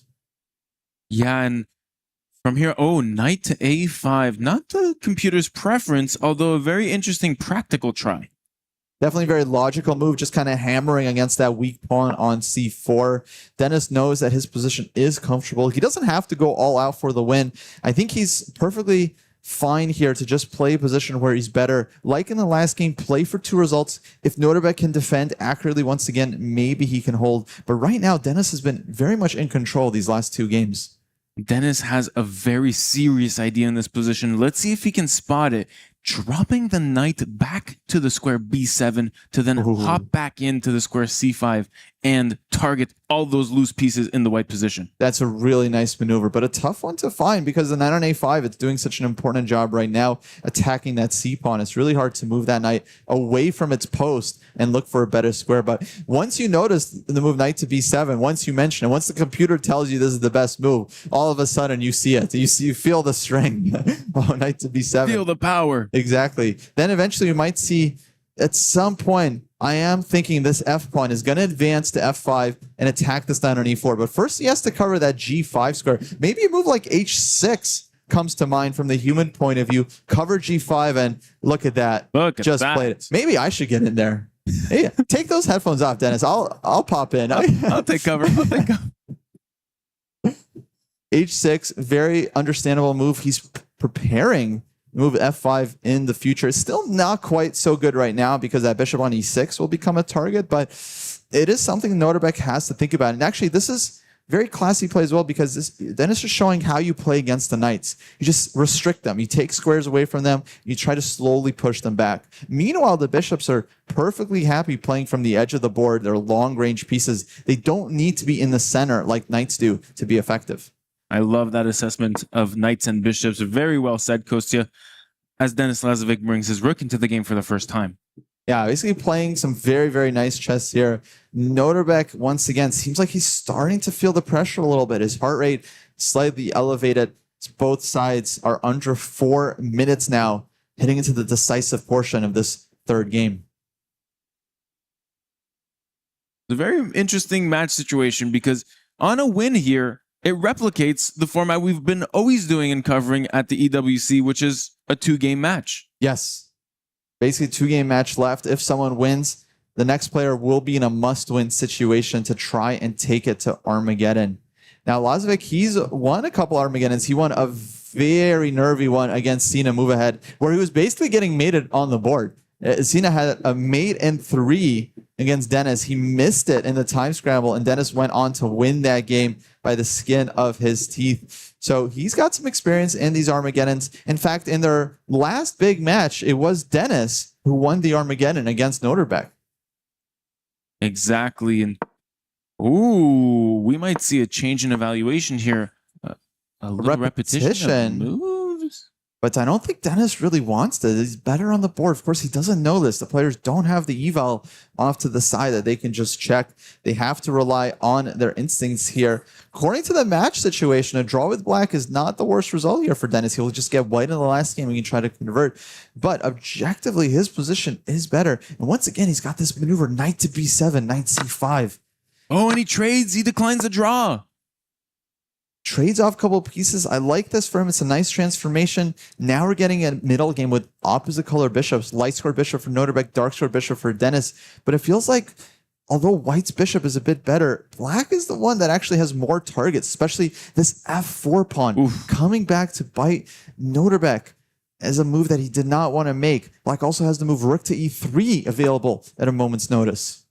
Maybe right now. Well said, as it seems like Nodirbek's pieces are slowly infiltrating that white position where Nodirbek has his passive pieces kind of awaiting the entrance of those very strong Lazovic pieces.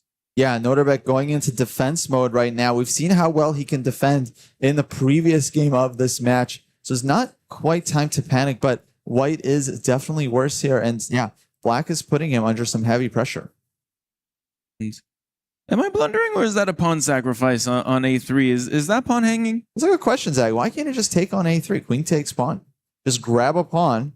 Of course, that might give Nodirbek some initiative. Maybe somehow he has bishop to b5, rook to c7. I'm not quite seeing it for white. But of course, Denis knows how dangerous Nodirbek is, especially with the initiative. Oh, and he takes that d5 takes the pawn on d5. Why not that one? And now f5. Nodirbek immediate with his response. He's now playing for the initiative. You know, this could actually turn around very quickly. If white gets that initiative on the light squares, he's the one with a light squared bishop. This could turn around quite quickly. This is a very interesting question, this last pawn move, because you're threatening that pawn move f6, and the bishop comes out preventatively saying, look, I don't want to be blockaded by your pawn. Bishop e5, very logical move. But now, can black take on white? Can white take on g6? I guess rook to f8 might be the response there from black. This bishop on e5 targeting the knight on g3. Instead, we see the unpinning move, king to h1. Wow. Much more solid from Nodirbek here. He does not want that knight pinned even for a moment further. Impressive prophylaxis by Nodirbek, just preventing any damage against his king, because he knows that that's the most valuable piece in this game. You need to protect your king no matter what. And still pawn up here for Denis as he's down to under 90 seconds. Nodirbek, the time advantage and some definite compensation for the pawn. I would say Denis, although he won the pawn, he probably didn't find the most incisive way to play this advantage. And look at him there. He's shaking his head a bit. I think he knows that he probably had better than what he got. However, if he does manage to trade queens, that would mean a pretty big advantage for black coming into this endgame up a full pawn. Yeah, it feels like if queens come off, then it's quite safe. I'm expecting Nodirbek to try and find a way to keep the queens on the board. And queen to c2? Isn't the knight hanging on g3? Oh my goodness. What has he spotted? Bishop takes g6? Oh, so the bishop takes the knight, and now that bishop takes the pawn on the other edge of the board. Wow, some deep tactics here from Nodirbek. I mean, it looks like black would be winning 2 pieces for the rook, but then everything hangs in black's position. That knight on a5 is such a bad piece now. We noticed the moment earlier when black could have brought that knight back into the game. Denis missed that chance, and now he's definitely suffering with a knight on a5. Zach, I think Nodirbek's got the better chances. Wow, queen swoops into f4, threatening this knight, and checkmate behind it. Rook f8. Okay, love this last play by Lazovic. He's going for full activity here, keeping white's position at bay. The knight on f1, playing a crucial role covering the mating square in front of his king. Wow. But it's time for Lazovic to speed it up. 40 seconds here, a minute down compared to Nodirbek. This is huge without increments. This is the first game in which we've had serious time pressure. Absolutely. I think this one's going to be decisive. Queen c5, knight c6, bishop e5. Nodirbek speeding up as well as he goes after the knight. d3, leaving the knight hanging, sacrificing the bishop piece. takes. Bishop d4 now. Bishop d4, computer saying white's winning. Queen d5, rook e6, no. d5 check. Maybe a good and start. rook e6, but or possibly queen c4 and then rook to e6. Oh. No, the light squares here are lighting up for the white position now. This is very dangerous for Denis. But queen c2, knight e5. Denis, he's got the knight back into the game. Look how good these guys are at fixing their pieces. They just know exactly what to do. But still, he's 30 seconds down on the clock. Can he speed it up in time and avoid flagging this game? Yeah, only 23 seconds left for Denis Lazovic. He spent way too much time there. Now Nodirbek's going to go start hunting that flag. Can Lazovic speed it up in time? And we see so many pieces traded off the board. This is absolutely crazy. No, this is not looking good for black. His king is just way too open here. Nodirbek keeps the queens on the board. 18 seconds for Lazovic. White has a pawn up, but it doesn't feel like so. And suddenly this black king is quite naked on the edge of the board. This is play for 2 results. On the other hand, you have to watch out for that mate on g1. Lazovic here blitzing out a5. He's so fast. Nodirbek doing everything he can to flag his opponent. Oh, and the they're going into the scramble. Bishop. Oh, it's all about the clock now. And it's now all about they're the flagging pre-moves. each other. Can he pre-move in time? Can Nodirbek trick him? This is the sweaty chess we've been waiting for. Now it's pre-move city here. Can Denis get his moves on and time? And it's a draw He again. finds the repetition. Wow. Oh, look at Nodirbek's disgust. Insanity. He blundered into that draw. Zach, had he avoided the repetition, he might have been able to flag Denis. That was crazy. It was better for Denis, then it was better for Nodirbek, and then Nodirbek was up upon in an endgame. but then he forced his opposite-colored bishop endgame, which has a notorious reputation for being drawish, and it was a draw. Wow, just insane display of mouse skills there from the young Denis Lazovic, only 19 years old, playing for the currently leading team in the EWC AGAL. And look at this, 1.5 going into this decisive game for Nodirbek, not able to outclass his lower-rated opponent just yet. And we have game 4 started, an English opening from Denis Lazovic. Yeah, he switches it up, but does go back to his usual 1d4. And again, we actually have a repeat of their second game, the Queen's Gambit accepted. A personal favorite of Nodirbek. Once again, he comes out with this early bishop move, bishop to e7. It's not the most common way of playing the position, but seems to be perfectly acceptable. And Nodirbek clearly prepared it for today's match.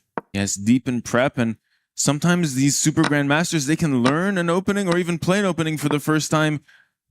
And they're that strong where they master it on its first chance. However, I truly think that's not the case for Nodirbek, who's played pretty much every opening under the sun so far in his career. And look at this, Nodirbek repeating that pawn sacrifice that he used in game 2. That was the game, Zach, I thought he was closest to losing. Exactly. Clearly during the break, he must have checked the opening and came up with an improvement, decided that it was playable enough for a second game, though we saw Denis really outplay him in this position. I got to think Denis is not too unhappy with this as well. He has the white pieces. If they draw this game, they're going to Armageddon. And otherwise, maybe he can try and squeeze something from his extra pawn. Might I say, Kostya, this match has been insane. We've just seen like the top chess players in the world face off and bring their A game. And that's seeing that energy collide over the board has really been special so far. It's been so tight. It's been so close. It hasn't just been blunder after blunder as sometimes we're used to in online chess. There was quite a few mistakes in that last game compared to the first two. But of course, that's because the position was just so much more complicated. Now, this one, though, this one might be petering out quite quickly as Nodirbek clearly came up with a nice improvement over the first game. Now he's managed to trade off a lot of pieces and go into this end game with opposite color bishops. And the queens trade off. Queens are off the board. Still that extra pawn for white. Now Nodirbek offering a rook trade, basically a silent draw offer. If Denis takes this one, neither side will be able to win the resulting endgame. I'm expecting him to keep the rooks on the board. I don't really see the drawback for white. Yeah, just go rook to c2. Of course, it's still equal, but force Nodirbek to defend a slightly more difficult position with rooks on the board. Not just slightly, moderately more difficult. Without the rooks, it's really just dead. But with the rooks on the board, you can play this for a lot of moves. Denis Lazovic sending a clear message to his opponent. Look, I don't want to give you the draw that easily. I'm keeping the rooks on the board, rendering this endgame a little bit tougher than usual without the rooks on the board. Yeah, if you wanted an easy draw, you should have picked someone else for this matchup, buddy. Buddy.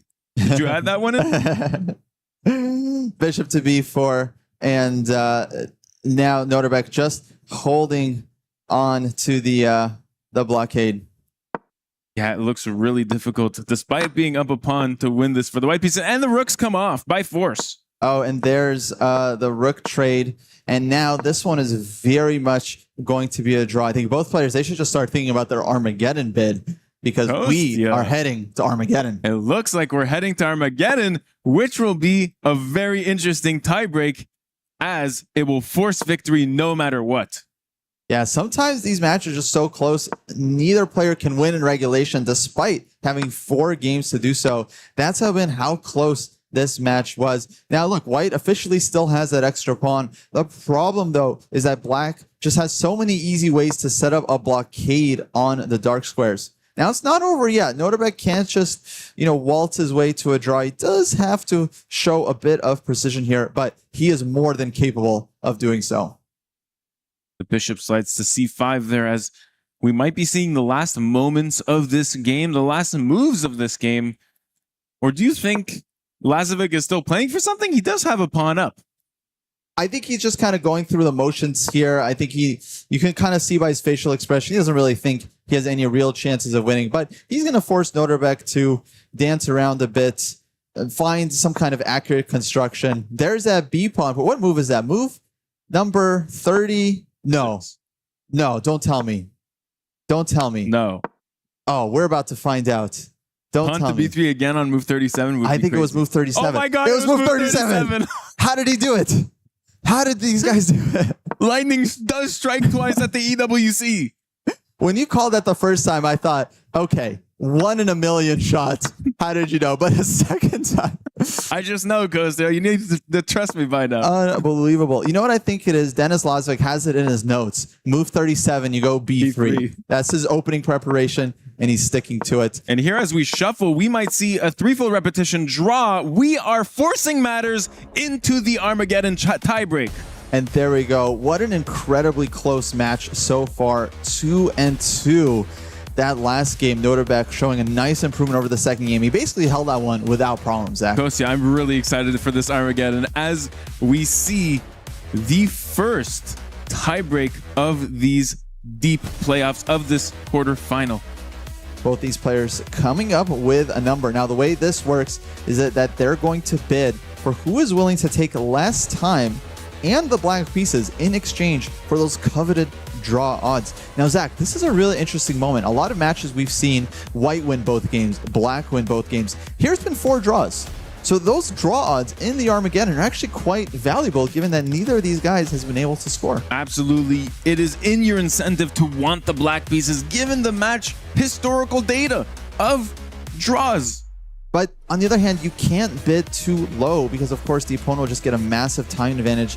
And now it's all on the line. So when it's game 2 in the match, you're not going to risk it all to go for the win. But now, if you're playing white here, you have to win. Do you think we'll see a low ball bid of like 6 minutes or 5 minutes for the black pieces? Oh, I think 5, even 6, I think is a little bit too much. We've seen kind of an average of 7.5 minutes. Some players bidding higher because they really just want to play with the white pieces and go for the win. Here, I think we're going to see something around the 7-minute mark for both players. I'm calling 6:59 for the winning bid. 6:59. 6:59. That's what I'm expecting go like here. 6:29.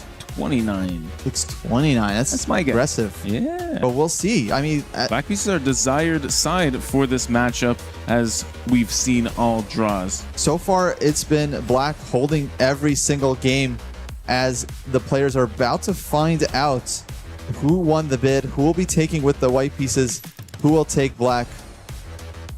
Nodirbek there, a bit of a smile. Wonder whether his bid went through. We are going to find out on the screen in just a moment.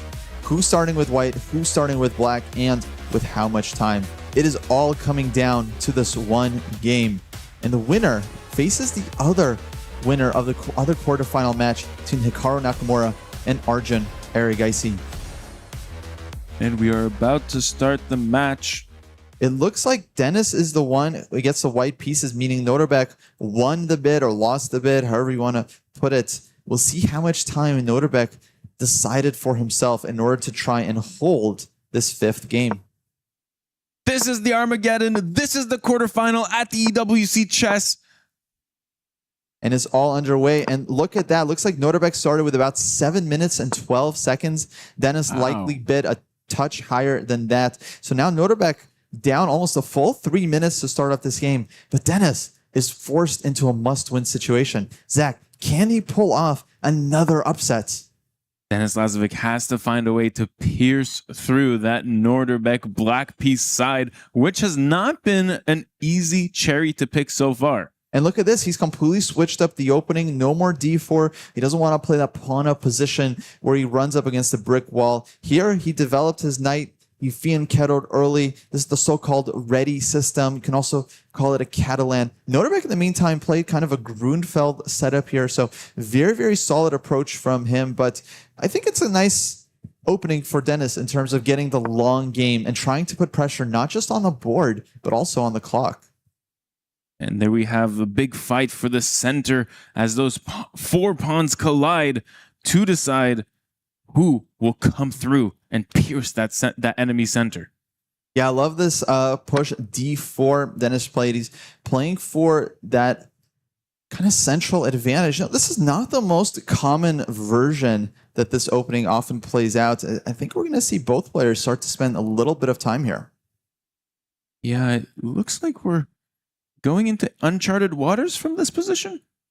Very much so. Nodirbek's already spent a little bit of time despite being incredibly well prepared. Denis here definitely going into the tank. His hand is off the mouse as Black just captured this pawn on c4. This is a typical pawn to sacrifice for Catalan players. Denis has been playing Catalan for many, many years now. He knows it extremely well. So he's just deciding how to react to Black's play here. He goes queen a4. This allows him to win the pawn back quickly. He could have also taken on c5. He could have come up with something else. But White is playing for the initiative here. Honestly, it's kind of a risky opening for Nodirbek. But on the other hand, if he manages to solve his problems in this early stage of the game, he'll be completely fine. Was Nodirbek's strategy to just completely confuse Denis Lazovic in this opening in order to get a game and then try to equalize?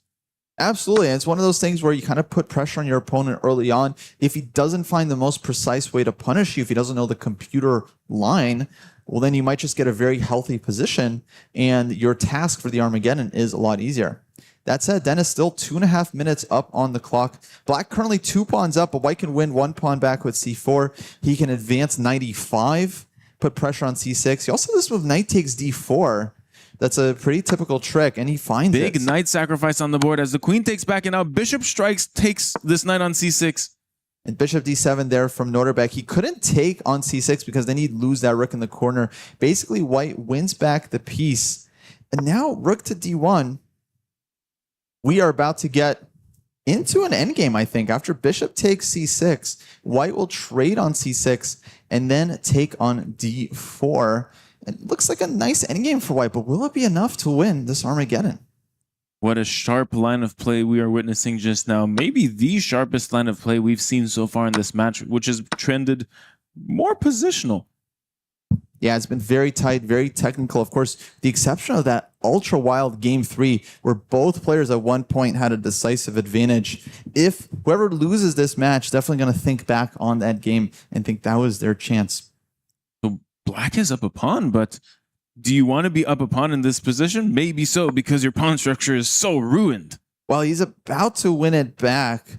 Rook takes c4, and I'd say kind of small advantage here for White. His structure is healthier. Black has these split pawns on the queen side. Zach, I don't know how this game is going to go, but one thing I know for sure, on move 37, Lazovic is going to play b2, b3. Will he continue the trend that he set for the first 2 games of this match? And knight to d5, offering up another pawn is Nodirbek. Now he gave up his extra pawn. Now he's sacrificing the c6 pawn in exchange for activity. Lazovic is very, very dangerous with an extra pawn, even if objectively his position is not that great. Instead, he develops the knight. Very calm and veteran decision by Lazovic, not grabbing that pawn too soon. Instead saying, no, you're right. Actually, I am low in development. Let me develop first. Honestly, I'm not loving this for Lazovic. I mean, Black just trades on c3 here. Does White really have any advantage? Knight takes c3, castles, bring your rook in. Nodirbek decides to just bring his king. No need to castle. The king can play an active role in the endgame. But how is Lazovic actually going to generate real winning chances here? Doesn't seem obvious for the white pieces how to continue. Maybe you just stop with that knight standoff there and you actually strive for the c5 square. Knight a4, knight c5, get some control. But then your b2 pawn is kind of a target. Yeah, but I think it's a great maneuver, Zach. Knight, either a4 or e4 over to c5. It's a beautiful square. Eventually, the pawn on b2 can maybe advance after rook to b1, wait 20 moves to reach move 37, then play b3. And okay, I mean, it is a small edge. Nodirbek decided he didn't want to trade on c3 there. Now he goes rook to b8, targeting that b pawn. Maybe rook b1 now?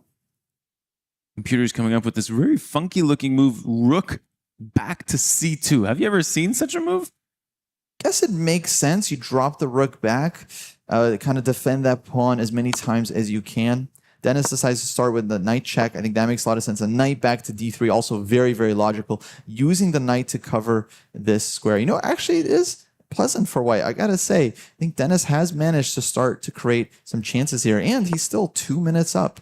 I really like Denis Lazovic's position. It seems like he's taken care of his weakness, that pawn on b2. And now he's going to eventually double rooks and put some real pressure on that weak black pawn on c6.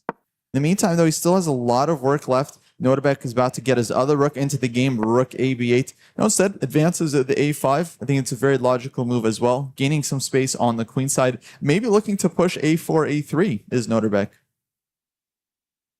Who do you have going into this Armageddon from this position, Kostya? I'm curious. My God. Oh, it's so tough. It's so tough. I mean, I gotta feel like Nodirbek's chances are a little bit better here. He's just defended so well in this match, and all he needs is a draw to advance. So I really feel like the pressure is kind of on Denis to show something here. But of course, he knows that. He knows a draw doesn't suit him. He knows he doesn't have another game where he can try to win. He knows he has to go for it here. He's very experienced in these Armageddons. And Denis did win the Armageddon the last time they faced off in a similar format. Yes, that's a very good point. And look at the time management. He's like almost 2 minutes up on the clock.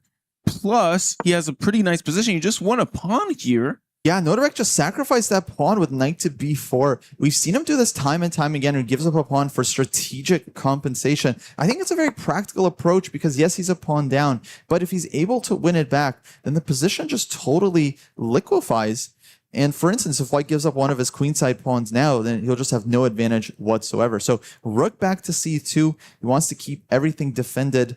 This is going to be a battle of millimeters for white to be able to make something happen. This is tough times for Denis Lazovic as he still has a pawn up, but it doesn't feel like much in this position as black rummages through his position with a ton of pressure.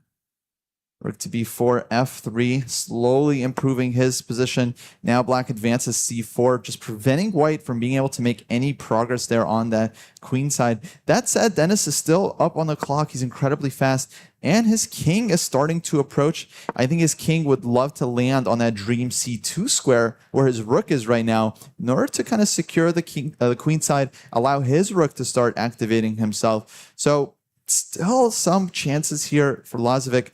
I'd say maybe 20% he might win this, but that's good numbers for the black side. Yeah, might I say that the more Denis Lazovic takes off his clock, the more I like Nordirbek's chances at equalizing on the clock and then slowly but surely getting that draw in. Yeah, Nodirbek started this 3 minutes down. Now he's cut that time deficit to just a single minute. And his position still seems holdable, though he is going to have to figure out just how to keep white at bay. Pawn to a3 here was the only sensible reply for the white pieces, which Denis Lazovic plays very accurately. And now is he going to go back, or is he going to double up on that a file and hold on to the c pawn? I could see him going back all the way to b8 and then try to take on b2 if white takes on c4. Instead he goes rook to b3. Rook to b3 was a pretty big mistake, and suddenly we missed this really crucial pawn to a4 idea. He played rook a2 instead, which is slightly too passive for the position. Yeah, was saying a4. Instead, black is able to fully fix white's queenside with a rook to a4. That was likely the idea. If white had pushed a4, then he would be able to kind of make progress, keep pushing on a5. And now, after Nodirbek's last move, e5, very difficult to see how white actually breaks through. This is the textbook example of strategic compensation. It's not like black has threats here, real threats. Instead, he's just making it impossible for white to make progress. Nodirbek and his rooks have completely trashed white's hope at an advantage here with those pawns. And now they're completely covered. They're completely useless, cannot function, cannot create threats, and cannot push up the board and try to promote. What is the way for Denis Lazovic to absolutely must win from this position? He's got to figure it out. That rook on a2 is not doing him any favors. At some point, that rook has to get back into the game, but it's hard for him to move it because if you move rook to a1, black has bishop takes bishop, and then one of your pawns on the queen side will fall. So Denis here very much under pressure. He's going to have to come up with some kind of magic technique in order to actually create some chances. I really like Nodirbek's chances coming in to this late stage of the endgame, as it really looks difficult for white to try anything from this position. Honestly, what an incredible endgame. Neither side wants to move their rooks and allow the opponent to make progress. In the meantime, Denis now shifting over to the king side. Nodirbek, though, a bit of a reaction there. Perhaps he overlooked something. Not so happy with the last move, f5. Computer thinks black is absolutely still holding it here. Yeah, it looks like Nodirbek is just trading off pieces because it's in his intention to dilute all the material off the board and keep only the kings. Look at this. Nodirbek still a minute down on the clock. And if it comes down to it, Denis might go for that dirty flag. He did lose a very close game to Hikaru Nakamura earlier in this tournament where he lost rook versus rook after starting with, let's say, 10 seconds against 40. We might see a similar situation here. No one loves to win with a dirty flag, but with so much money on the line, the EWC Club Championship on the line, you got to do what you got to do. Nodirbek playing really accurately in this later stage of the endgame, as this rook endgame is completely objectively drawn. However, white still has the extra pawn promoted by its own rook, and you can't really move your black rook now. Going into a single rook endgame, white's a-pawn basically not going anywhere. Black once again holding the position.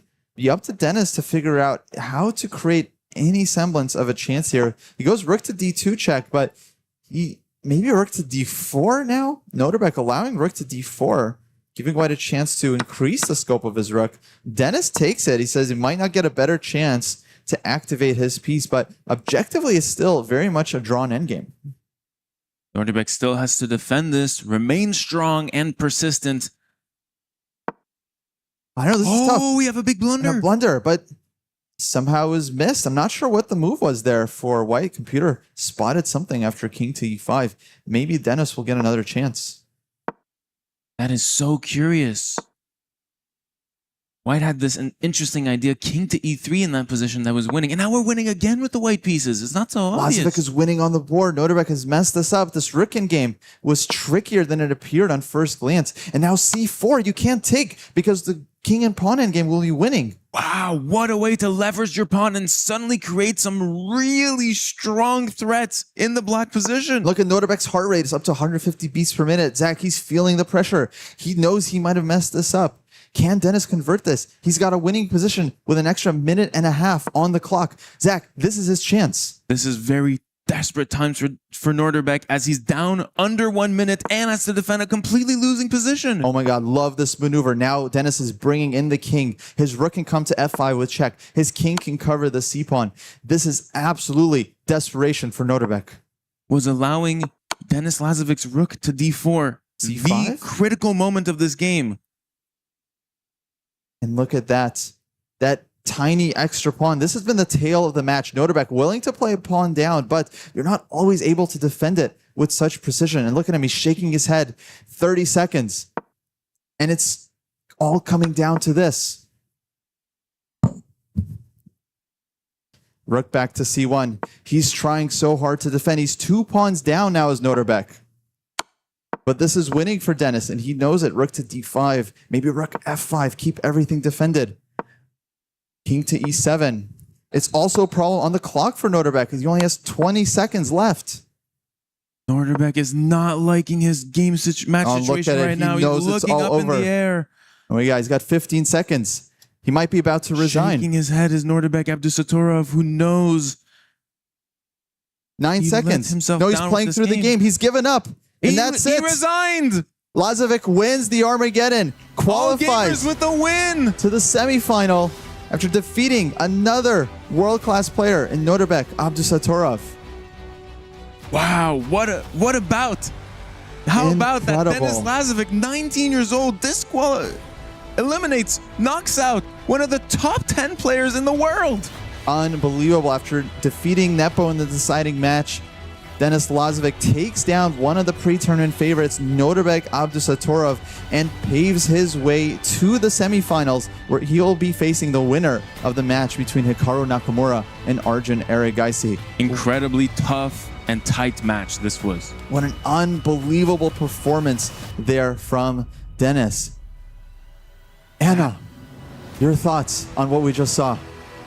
I am speechless. This has been such a tight race. 4 draws in the first 4 games, and it had to come down to an Armageddon where, as you both highlighted, the draw odds with the black pieces seemed like what they both wanted. So they both bid low.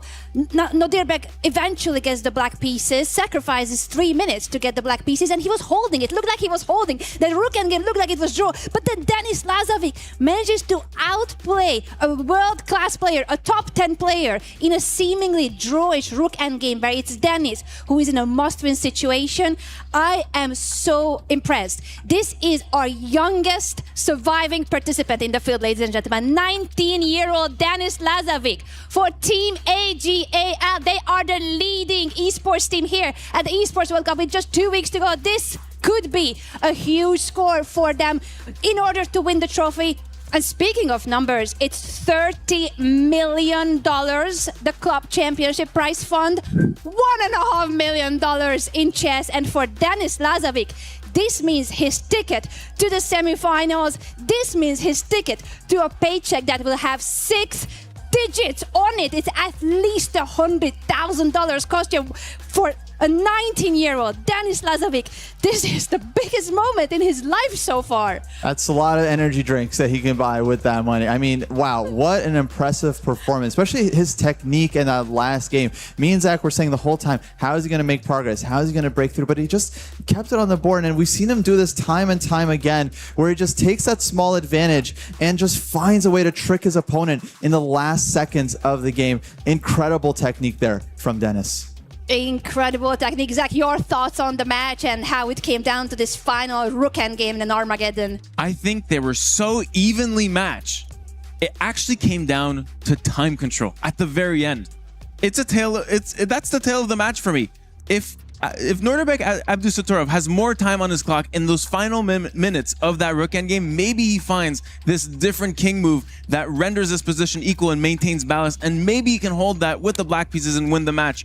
That's how tight this match was. Yeah, basically, if he bid a little bit higher in the Armageddon, plays a little bit faster in the game, maybe he can save it, but oh man, was that close. So close, and I cannot wait to hear from Denis himself. Let's go over to the stage 2, Jan, and talk to the hero of today, Denis Lazovic. We're here with Denis Lazovic. Denis, congratulations. Very close match. Talk us through it. What happened? Yeah, thank you. Yeah, we both, I think, played quite well. Yeah, in the Armageddon, it's such positions is very unpleasant. Like with Sin, I had something similar. Like it's quite equal, but it's not draw. And finally, yeah, you get low on time, and yeah, it's very hard to defend. Where do you think it went wrong for your opponent? Was there a particular moment? I think he could play, instead of rook c3, he could play king d4.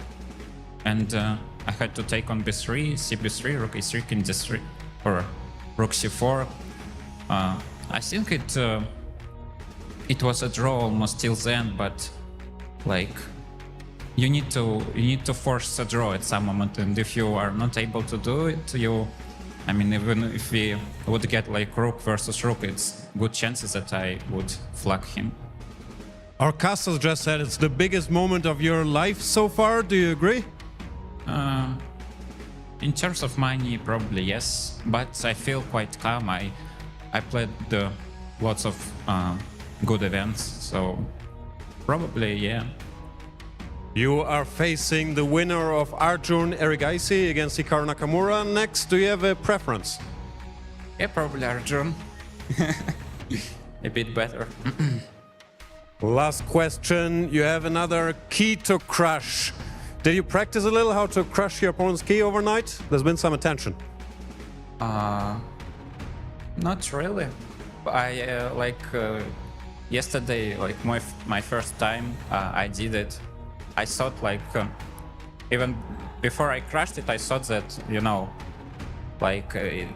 there is a good place to put it, and I put it there because I didn't know that I need to crash. Yeah, I didn't know that I need to crash it, and now I have some experience. All right, Denis Lazovic, congratulations! What a match! Best of luck for the rest of the tournament. Thank you. Back to you guys.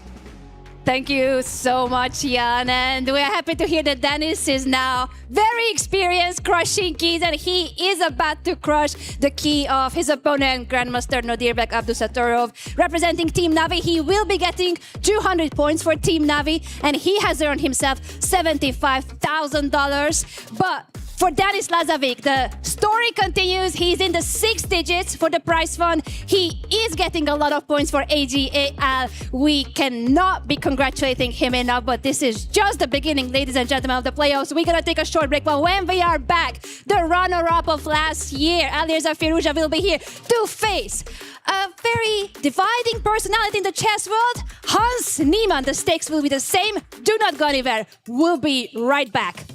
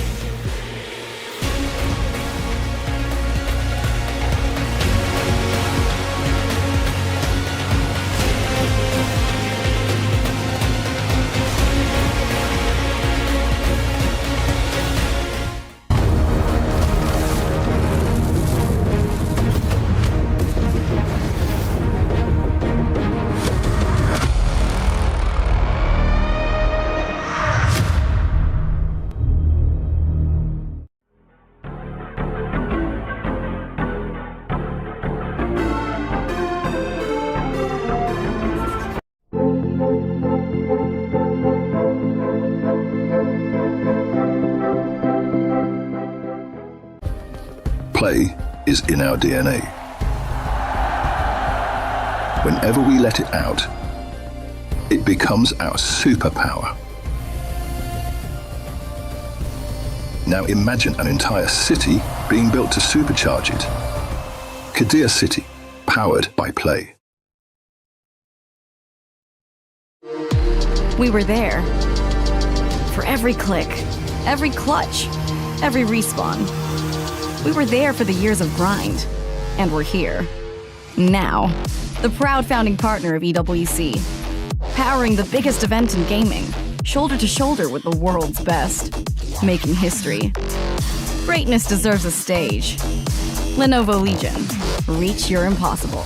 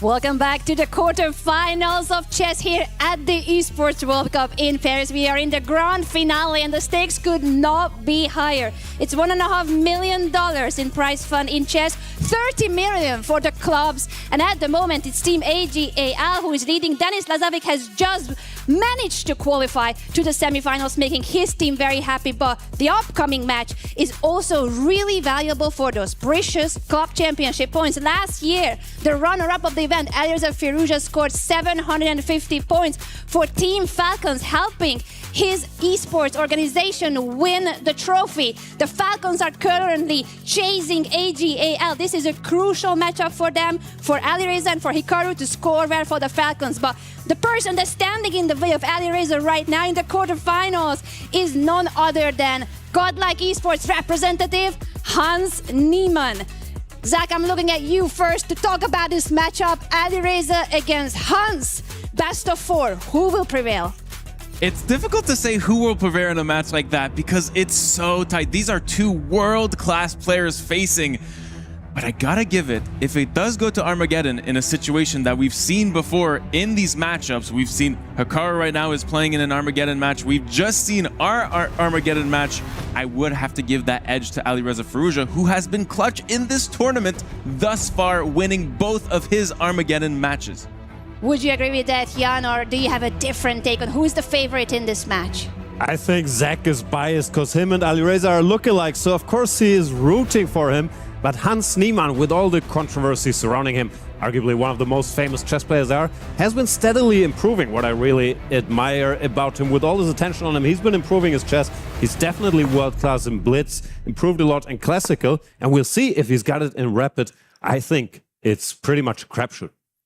And the game has just begun. It's a best of 4. And if it's a tie after 4 games, we will see another Armageddon. The stakes could not be higher. The player that wins makes it to the semifinals. The player that loses will be eliminated. I'm going to give it over to you, Zach and Jan, to cover the action here. Thank you, Anna. Thank you, Anna. We have another London system. I was so excited about this matchup, Zach, and now the London system, the most boring opening known to man. Should I take a break, come back for game number 2? London system in Paris. What could be more romantic? I don't get it, too. What's good about that? 2 big cities. Oh, wow. I feel it's very poetic. Why not the Berlin Wall? Berlin Wall is more of a darker time in our history as humans. I feel like these 2 inaugural cities, Paris, London, what makes for a more beautiful and poetic match? Tell us more. What is this position? The Black Queen is out. White has given up on the center. He's moved his bishop twice. They're breaking all the rules. I was taught, you bring your pieces out, your castle, you fight for the center. They aren't doing any of that. Well, maybe we'll see the fight for the center very, very soon, as Alireza Firouzja might play this pawn to c4 move, attacking Black's pawn chain. He could do that, but he goes for pawn to b4. That's, in chess, they call it the orangutan. Orangutan would be on the first move. However, this is about 10 moves in now. So you should have played b4 before, is what you're saying. Before, be previous, we don't know. And now we see that c4 move, classic to attack the Black pawn chain. Yeah, even though this is fairly non-standard stuff, it looks reasonably balanced to me. White eventually has to finish development, meaning get his bishop out, castle with his king. And then this pawn structure always has the tendency to simplify. If either side exchanges these central pawns, we are left with a pretty symmetrical pawn structure. So what Alireza Firouzja, the man with the golden glasses, has to do is make use of the white pieces, create a slight initiative by using his tempi, attacking some piece in the black camp, because if not, this will just fizzle out to a draw. Everybody hates draws. Exactly, he has to create something. There he here. goes, knight to d4, center. Threatens another knight jump to b5 to target the black queen and the bishop. But Hans Niemann is going to spot that. Maybe advance his pawn a little bit, cover that square. Yeah, and we have that close-up shot of Alireza right there, who is dialed in, absolutely focused, with a very low heart rate at this point in the match, which is very interesting. Yeah, way below 100. Normally, we only see such numbers from the Iceman Arjun Erigaisi, who was in the other quarterfinals. He was at like 58. I've never been at 58 in my life. I don't even think that's humanly possible, let alone for your superhuman tendencies. Yeah. So, Hans Niemann taking a moment here to think it through, chewing his gum, and he has to cover that square on b5, I would assume, because if you allow that knight jump, yeah, there he goes, advances the pawn.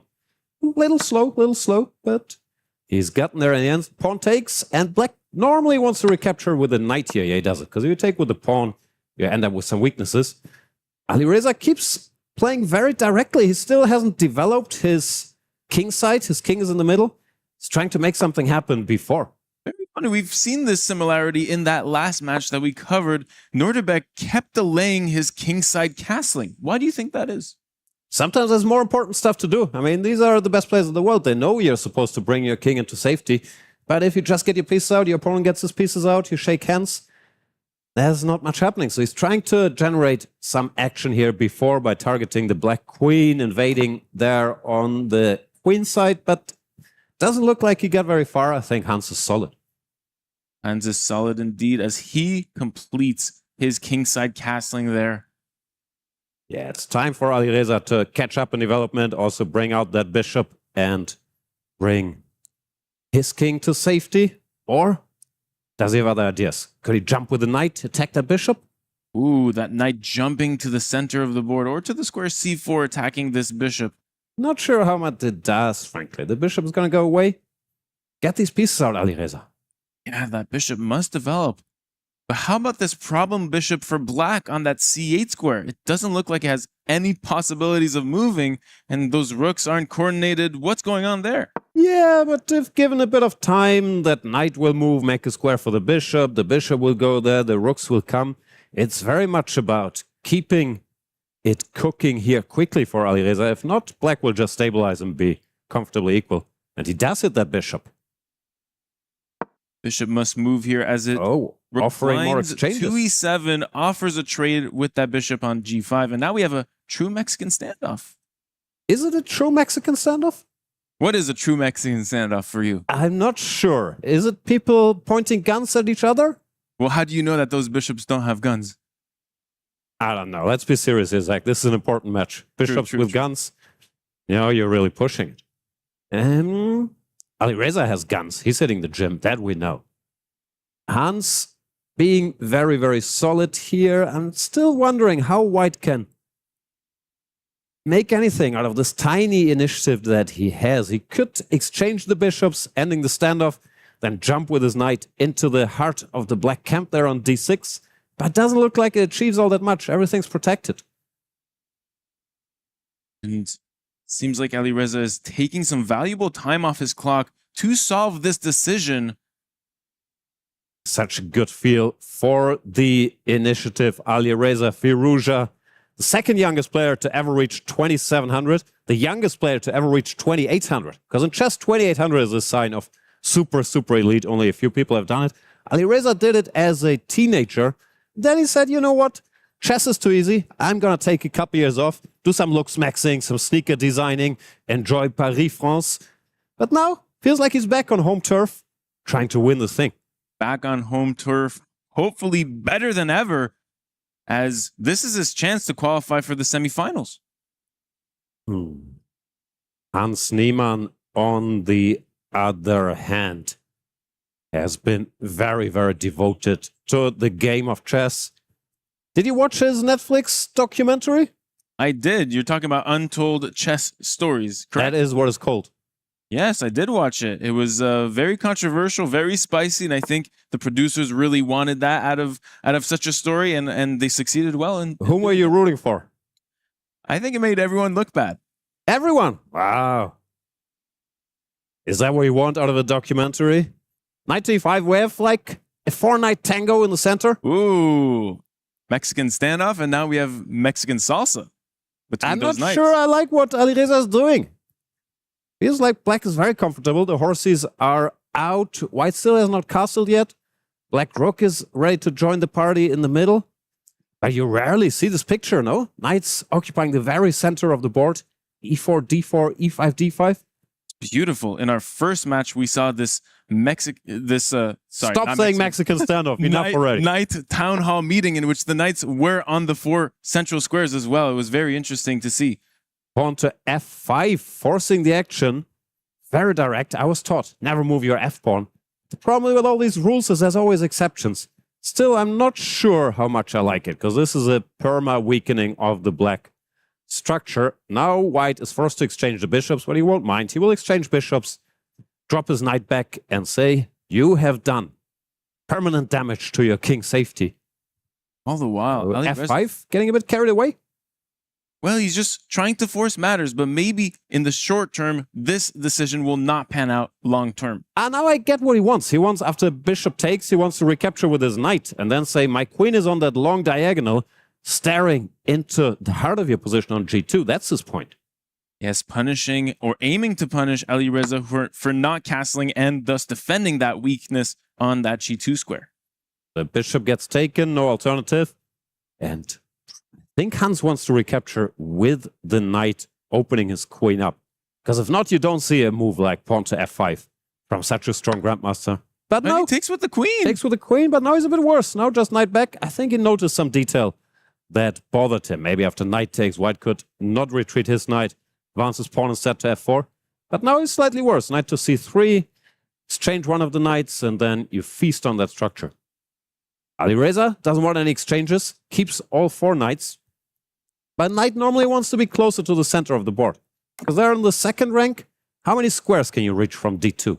Not as many as the number of squares you can reach from the center of the board. Let's count. I think it's 6 from where it's now. Well, it's 8 from the center. Correct. Oh. Bingo. And now he develops his rook to the center of the board, kind of x-raying this white queen on its original square. Yeah, I still prefer white. The queen will go somewhere, and these weaknesses are forever. But it's not too bad. So you would rather have this pawn back on f7, giving the king some additional protection. Looks nice on f5, restricting the bishop, but weakens his colleague, the pawn on e6, and the bishop can always switch diagonals, go to the a2 square. So I think Alireza is doing well, but on the clock he's a bit behind. He is a little bit behind, nearly 90 seconds behind to be exact. So word on the street is that Alireza Firouzja said, I don't just want chess to be my life, I also have a passion for fashion. And he took some time learning how to design sneakers. Have we ever seen the Firouzja sneakers? I have not. Have you? I haven't, but I'd like a pair. I think he has a keen sense of fashion. What do you think his sneakers look like? I have no idea, but I do know that he likes his bishop fashionably along this very nice diagonal. Smooth. On a2. Yeah. I still like his position. All kidding aside, this is a uniquely gifted chess player. Magnus Carlsen, back when Alireza was like 15, 16, he invited Alireza to one of the training camps and they were playing blitz matches. I was there sitting in the corner doing nothing. Oh, okay. And Alireza was winning quite a few games against the greatest player in the world. So Magnus spotted his talent early, later on said, if I'm going to defend my title, I'm a bit bored of all these World Championship matches, then against Alireza, because this guy's good. But somehow it didn't happen for Alireza. He didn't do well qualifying for that title, took some time off, didn't play a lot of tournaments. Do you think he can still become world champion? Ooh, I don't know. That's a question for a different time. Because why not now? Boy, he's right there. It's so difficult for him to make the qualification cycle. Yeah. But he does have world champion talent. As for the position, he's been a little slower, but he's fast, of course, so we don't need to worry that much. I'm so surprised at how Alireza can keep his heart rate so low despite such a tense match situation. Really, really is some veteran presence. He's been playing these types of blitz, bullet formats, no increment. Ooh! On to g5. Not what we are taught in chess school, exposing his own king even further to go for a counterattack. Hans, maybe realizing that he's a little in trouble long term, is saying, you know what? I'll go for the initiative, try to make up for it. And this might be a very good decision. I don't think Alireza saw pawn to g5 coming. I love this ambitious try by Hans Niemann, trying to create havoc on the white king with this pawn storm. Alireza saying, all right, calm down, let's exchange. Couple horses. lower the temperature a little bit. So you do want trades when you're getting attacked, n'est-ce pas? Apparently, but Hans Niemann is saying, merci beaucoup, let's keep the knights on the board. Alireza saying, okay, if not knights, maybe queens on that long diagonal. Maybe we can make a little trade there. Maybe Hans will yet again say no, put his pawn in the way. This is already a very different match than the last one we saw with all these very high-level technical draws. This is a bar fight. Yes, this is a bar fight, sharp as can be. Grab your tools now. It's a very interesting struggle, particularly in this position, because you see that the white king has 0 defenders, so it's perfect to be attacked, but white is slowing down that black attack by threatening to trade pieces, trade queens. Yeah, I think Alireza has enough initiative to make it difficult for Hans to keep it going. Right now he's threatening. Knight takes pawn on e6, and the queen cannot recapture because there would be a pin on the long diagonal. So Hans has to answer that threat. And how do you? Do you push I think your you go pawn to up? e5 to block that diagonal. I'm not sure if there's other options. He's clearly thinking about something. But that looks to be the obvious one. The king could also sidestep, but that would mean the king is on the same diagonal as that bishop again, which typically you do not want. Could be some tactics, like some knight jumps. Oh, he blundered! He missed it! He missed the threat! Oh my goodness! This might be a decisive game! And this is it. Alireza Firouzja has the game on his hands, and he plays he's done it, of course. Hans Niemann this is a so giant distraught. blunder at this level, using the pin. And it's not just the pawn, because this knight, which will survive, also attacks both of the black rooks, so it's instantly resigns. This is a mega blunder by Hans Niemann, who cannot believe his move. This is insane. We don't see this at this level, but he was so focused on his attack, allowing a reasonably simple tactic. The queen cannot take the knight because the king would be attacked. And Oh my he does God, and he resign. resigns Oy, oy, on oy. move 26. Alireza wins this game so quickly. Yeah, we haven't seen that much. We've seen mouse slips and time trouble drama, but here, in an equal position with 4 minutes on the clock, to allow a knight fork like that. Just a flat-out blunder. Rough. What can you do? It does happen. And So- Alireza Firouzja takes the lead up 1-0. Now Hans Niemann.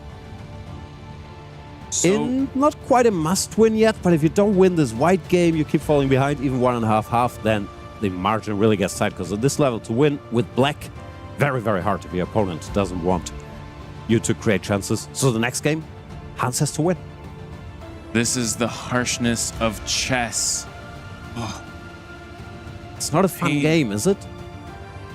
the pain this game gives you is unmatched to any other feeling in the world.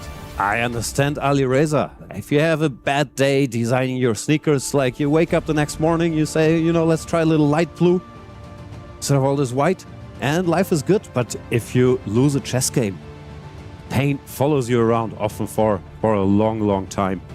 I think it's typical for all competitive games, sports, that pain of losing can be bigger than the joy of winning. But I find chess particularly brutal. It's such a brutal game, and especially how do you get back on the horse after such a big blunder? How does that not affect you coming into the second game of this match? One good thing is Hans Niemann. He's been through stuff at a young age. He's used to controversy, adversity, and I do not think this will unsettle him. He will keep going. But even if he's fine mentally, you have to win a game now against Alireza, who's confident, fast, well prepared, plays the Berlin Wall.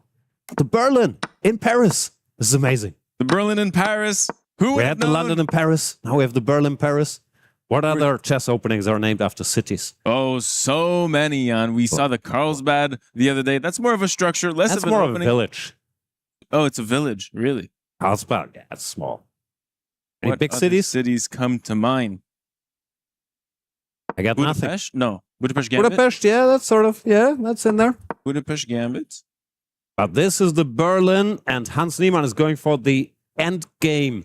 This end game got popularized in the year 2000 when Vladimir Kramnik used it to neutralize the GOAT at that time, at the very least, Garry Kasparov, in their World Championship match. He played the strange line, leaving his king in the center, accepting double pawns. But he didn't lose a single game to Garry Kasparov. The world took notice, and top players have been using the setup ever since Alireza. And here we are 26 years later, where this opening is still very much present. Wow, so you were not born during the Kasparov-Kramnik match? I was not born. I did not even see it that's live. sick. Yeah. I was already cynical back then. Knight to d5, bishop to d2. There are many possible setups to choose, but basically it comes down to white wants to use his kingside majority. That's why he played the strange move with the knight sitting there close to the king, because he wants to clear the way for the f-pawn. Here there are no queens, so you don't even have to be too worried about exposing your king. You want to push these pawns up the board using the fact that that majority is, how do you call this, mobile. They can create a passer, they can create some trouble, while black can't do that because of his double pawn. We saw this earlier in another match a few days ago. I want to say... Let's see if you remember. Jan Krzysztof Duda against Sina Movahed? No, it was against Benjamin Bock. Oh, of course. He had placed this very nice knight on this f6 square, and those 4 against 3, we've seen this before. These 4 pawns on that right flank of the board can be very demanding. And I like, because nowadays most openings are fine for black if you check with a computer, if you have time to think it through. So in classical chess, very often you see white not going for this because they feel it's too easy for black to defend. But I feel in Rapid, and Duda said something similar, it is easier for white because he has a more clear-cut plan to execute. So I like these top players going for these setups in Rapid, and especially here Hans in a must-win situation. At least he gets some imbalance. So I don't think this is a stupid choice, even though the ending has a reputation of being drawish or equal. I don't think that's true. I think it's very rich strategically, and I like what Hans chose here. The question is, will Alireza and his black pieces will make available for his bishop pair to illuminate this board? That is the question indeed. I didn't get the question. But Hans Niemann, I think he has a business called Endgame AI. He likes endgames. Oh, do you think that's why he went for this? Not sure if it's purely promotional. I think he's also good at endgames. He enjoys the queens being off, then the little subtle nuances of shuffling your pieces around. Pushes the f-pawn up the board. Computer saying black is fine. I still like white's chances, it looks easier to play. Yes, it seems that these 3 pawns are out and about, already taking that space. Pawn to f5, fighting back. Nice idea. Before white grabs more space, Alireza saying not so fast. Very provocative strategic move. I like it. Now he has to stop these pawns from running up the board. Create some scope for his bishops. He allows en passant. E5 takes f6 is a legal move here. But that's not the end of the world. He can even recapture with a pawn. Then put his rook on j8. No, this is an excellent decision. And I didn't think of it. I might have to retract what I just said. I think black is fine now. Very good move. You think you need some brushing up on your positional chess? I have to study my en passant rules. They're so confusing. Like you put a pawn there, next to pawn, then it captures him. It's never been intuitive to me. But now black is fine. E takes f6, g takes f6. And if you take the other pawn, g takes f5, then the bishop takes, also stopping that f-pawn. And suddenly that white king will have some problems in said position. Exactly. Excellent move. And Alireza showing his class here. Hans takes, goes f5. He had to limit that light square bishop a little bit. But I feel like black has enough targets now. He can move his king out of the way, bring the rook to e8. These pawns aren't going anywhere. The other rook can go to g8. This looks comfy. So good. Alireza brings out his bishop. He's teasing a bit. He's saying, you know what? Please take my bishop, because then we will have the so-called opposite colored bishops, which have a strong drawing tendency. And if you lead in the match, you don't mind. Draw a little position. Very solid move. Even though I think there might have been more for him to work with, keeping the bishops on the board. He also undoubles his pawns, fixing his pawn structure, and now Alireza gets rid of a lot of his problems. Yeah. King can step out of the way. The other rook will join the action. Doesn't look like he's in trouble, but he might also not be better anymore, which he used to be earlier. While now, I don't see how black could fight for an advantage. Hans is stabilizing. And this bishop on, what's the square? D7, the black light squared bishop. It's a little restricted by the white pawns. How do we activate it? Yeah, it is indeed. Would you consider playing something like c5, bishop c6 so the bishop can meet that long diagonal? I think you gotta eventually. Question is the timing. He first brings the king out of the way. Then he wants the rook to enter the game, come to the open file or to the g file. Then we have to work on that bishop. I see the black pieces even playing for an advantage from this position. That open H line looks like it favors those black rooks. I'm not sure. I feel like white is fine now. This check is a little annoying.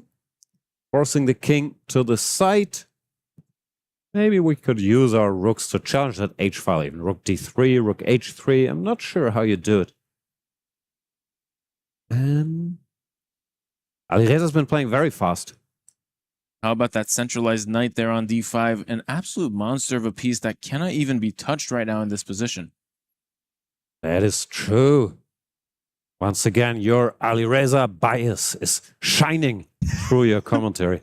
I get it. You guys are friends. I actually liked Hans' position more coming into this endgame with those 4v3s, but I think he spoiled his pawn majority on that right flank of the board. Still there, 2 versus 1, but no.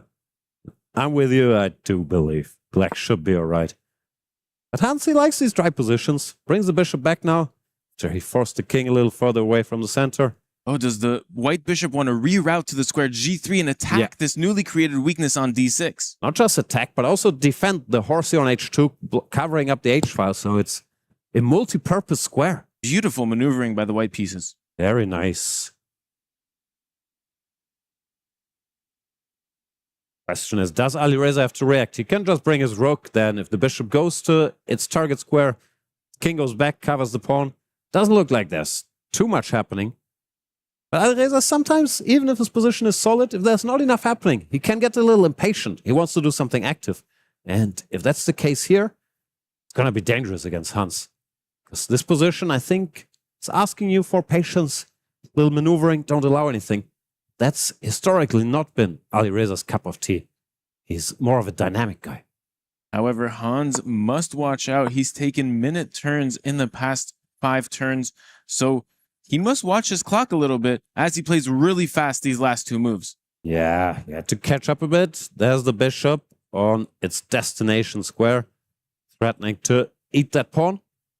So the king should sidestep, cover it.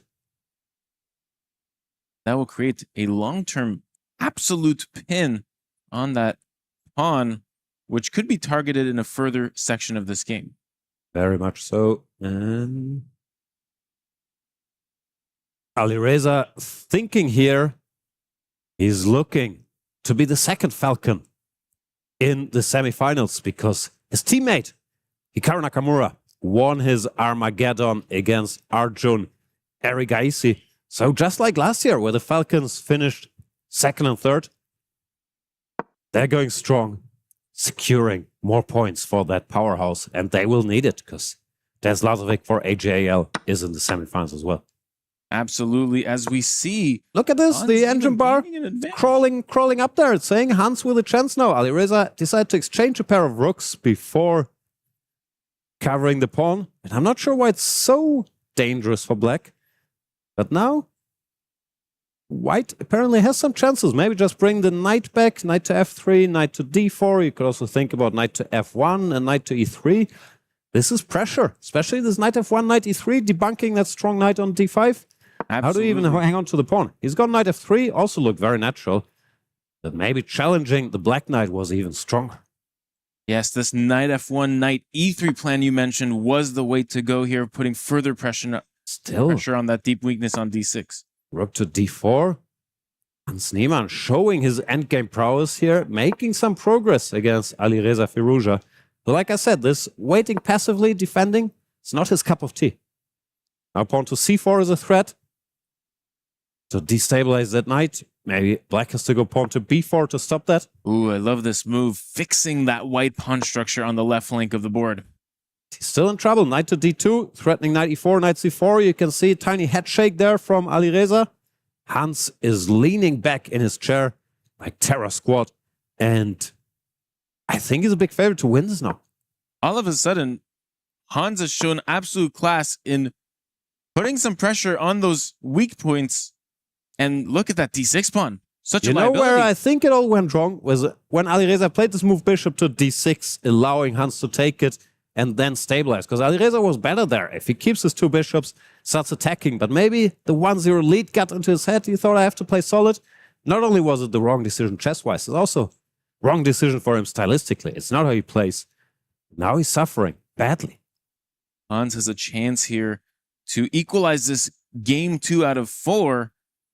Nothing direct, but the black pieces are very passive, having to cover that d6 pawn. So maybe you can activate your rook, which has done its job, bring it back to d1, and try to sneak over to that h-file. And if the rook would end up on h7 or even h6, black defenses might collapse. I don't see how you hold this. Hans, who needs to find this plan in order to grasp the advantage here. And he will. I think it's within his grasp. Absolutely.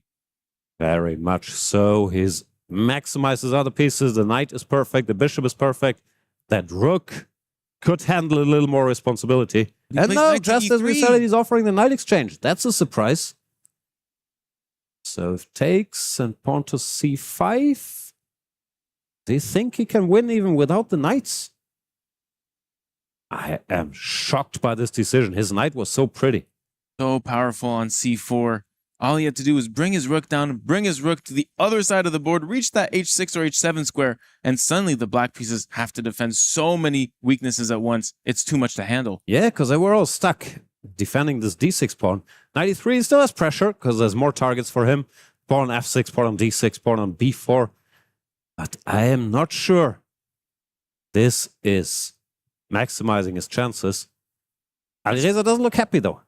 As more non-bishops are traded off this board, this position gets equal and equal, as those bishops are opposite-colored bishops, which is notorious for having some drawn patterns. Yeah, especially if no other pieces are left. If there are some rooks on the board, then the attacker sometimes has an advantage, and Alireza Firouzja shaking his head. He's still very unhappy about the state of things.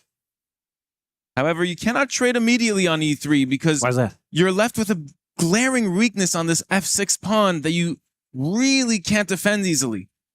Yeah, no, it's difficult. Maybe he has to go pawn to a5, let Hans do the trading. It's still unpleasant. Yeah, he plays pawn to a5. White could even change his mind, return to c4, say thank you for the new target, and then back to rook reshuffling. Now he takes Hans, Bishop very clean h4. chess style, like his idol Robert James Fischer, who would play these very clean games, not always like fancy, but progressing, saying, you know what, I don't need more pieces on the board. I spotted this weakness, now we will bring my king to f4, then maybe go g5, create a passer. I'm not sure if it's enough to win, but Hans looks like he knows what he's doing here. Bishop folds all the way to the corner there. What is that move's purpose? I think he wants to prepare pawn to c5 without that bishop being attacked by the rook. Not so much he could do. He's looking for counterplay. Pawn to c5 or pawn to d5 with bishop coming back to e4 and then king to d6? Also possible, yeah, maybe. Yeah, that's a good point. Pawn to d5 and the bishop gets an outpost on e4. Very possible. And rook to d2. Abandoning that e4 square. There, Bishop the bishop back to occupies e4 it. and There it's comes defended pawn by to this d5. pawn. He did your plan. Not only do you guys look alike, you also think alike. That's amazing. The question Rook to remains, how do you h2? attack this weak pawn on f6 now? You have to get the bishop out of the way, bring the rook in, and then bring the bishop back. But Firouzja is looking for counterplay, advancing his own pawns. Because he no longer has double pawns. He has a working majority on that queen side now. They are marching. This majority can become dangerous if Hans brings all his pieces too far and lets that swing. First, he should probably activate his king. Yeah, there comes the king. Support these guys. Kings are weird pieces. They're supposed to be hidden for most of the game, but then when there are few pieces left, they have to go do stuff. And now we have a mistake. Pawn to c3, trying to get rid of his weakness of that c2 This has pawn. gone wrong. Typically, you don't want to play on the side where you're weaker, and he has to exchange off that weakness. But now Alireza has so much counterplay. Well, nothing happened to that f6 pawn. Alireza Firouzja very much back in the game. We might see a breakthrough from these pawns on the left flank of the board here, as Alireza tries to create some persistent counterplay to distract Hans's pieces. Now, this looks absolutely fine for black. You can either simplify or you can go after these pawns, as Alireza does. Bishop to b1. The white rook has to go back, cover his own pawn, go passive. But now black can target again, as he does with the rook to the corner. If anybody's better, it's Alireza now. And let's not forget, he would be fine with the draw, but he'll be even more fine with the win, taking a 2-0 lead. I love this idea by Hans. Rook to b2, forcing the bishop to take that pawn. And now the bishop feels a bit trapped. Another Fischer theme. There's this very famous game, Spassky against Fischer, where that bishop got trapped on the opposite side of the board, but same square. However, is Alireza in time here to go pawn to d4, rook to a3, bishop takes b3?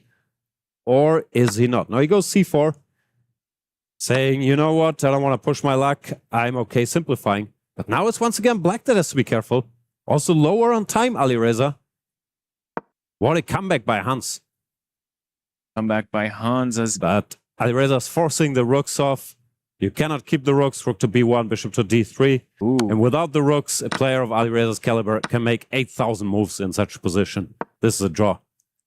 Whenever the white pawn advances to the f7 square, it will get captured. I don't think Hans is even going to try. He is trying, though. Maybe is he trying to flag him? But he's just waiting. He's going to wait for 30 moves, then he's going to go f7. Hope Alireza has pre-moved something else, but it's not happening now. There comes f7 and a draw. Both sides missing some chances. We have applause from the audiences there. Rightly so. Big struggle. Keeps his lead in this match. 1.5 to 0.5. That means if he wins the next game, he is through to the semifinals. But that can be tricky as the white pieces. Do you play for a win, or do you think, like, you know what, with a draw, I'm still up 2-1, I'm not likely to lose? I've seen these situations where people hesitate a bit instead of going for the win and allowing the opponent to come back. However, Alireza will have the white pieces in this next game, so this will be a crucial game for the match. Exactly. Speaking of comeback, Alireza just left. Do you think this was another best of two? Do you think it's all over? Maybe. Will remain to be seen. What is this? It says 25 club champion. Now that's the Falcons. I thought Denis Lazovic put Alireza's key in the trophy already. And Hans Niemann playing back that last game to see what was wrong. He felt he had an advantage at some point in this game. Should have kept these knights on the board. He's gonna be upset when he sees all these computer evaluations. We will let Hans check it out, go on a quick break, and be back with you for the deciding games.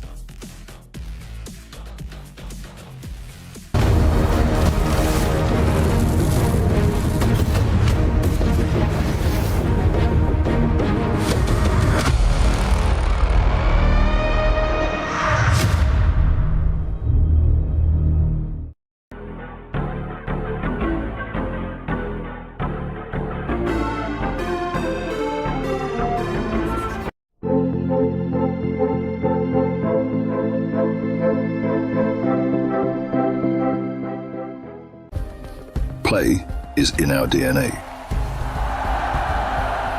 Whenever we let it out, it becomes our superpower. Now imagine an entire city being built to supercharge it. Kadir City, powered by play.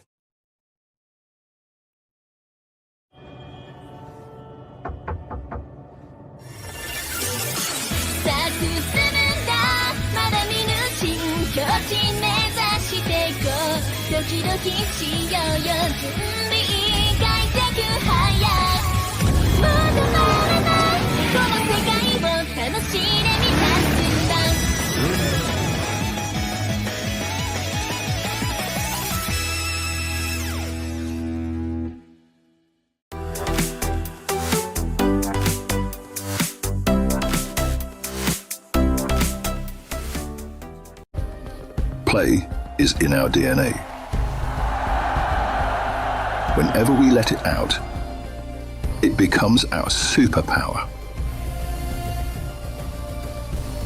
Now imagine an entire city being built to supercharge it. Kadir City, powered by play.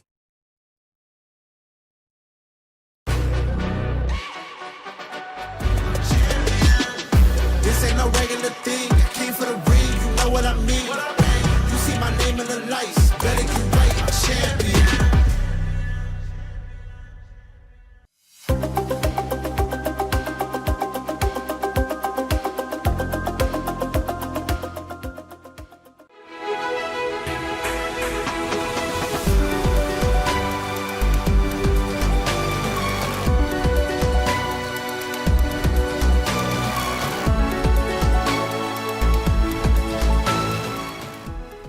The human body was built to move. Not trapped at a desk in one singular posture for 12 hours a day. It's time your chair evolved. This is Secret Lab Titan Evo. Ergonomically engineered for you, gamers, hybrid workers, artists, backing your every move.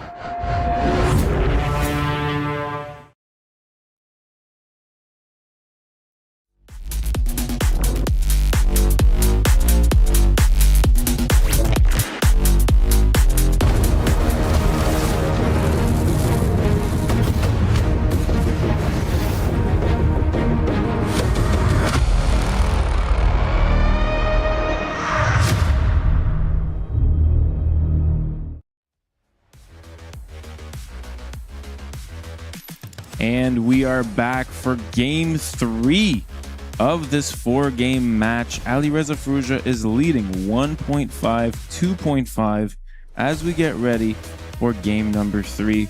I'm so excited. Alireza won the first game. Second game was a draw.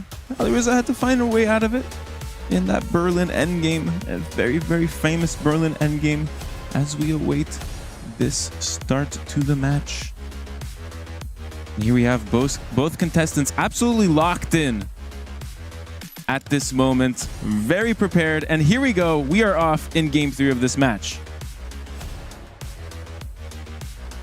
We have a queen pawns opening. Seems as though Hans Niemann is coming up with this Queen's Indian setup where Black fianchettos their bishop, places their bishop on the strategic b7 square early on in the game and takes up this long diagonal.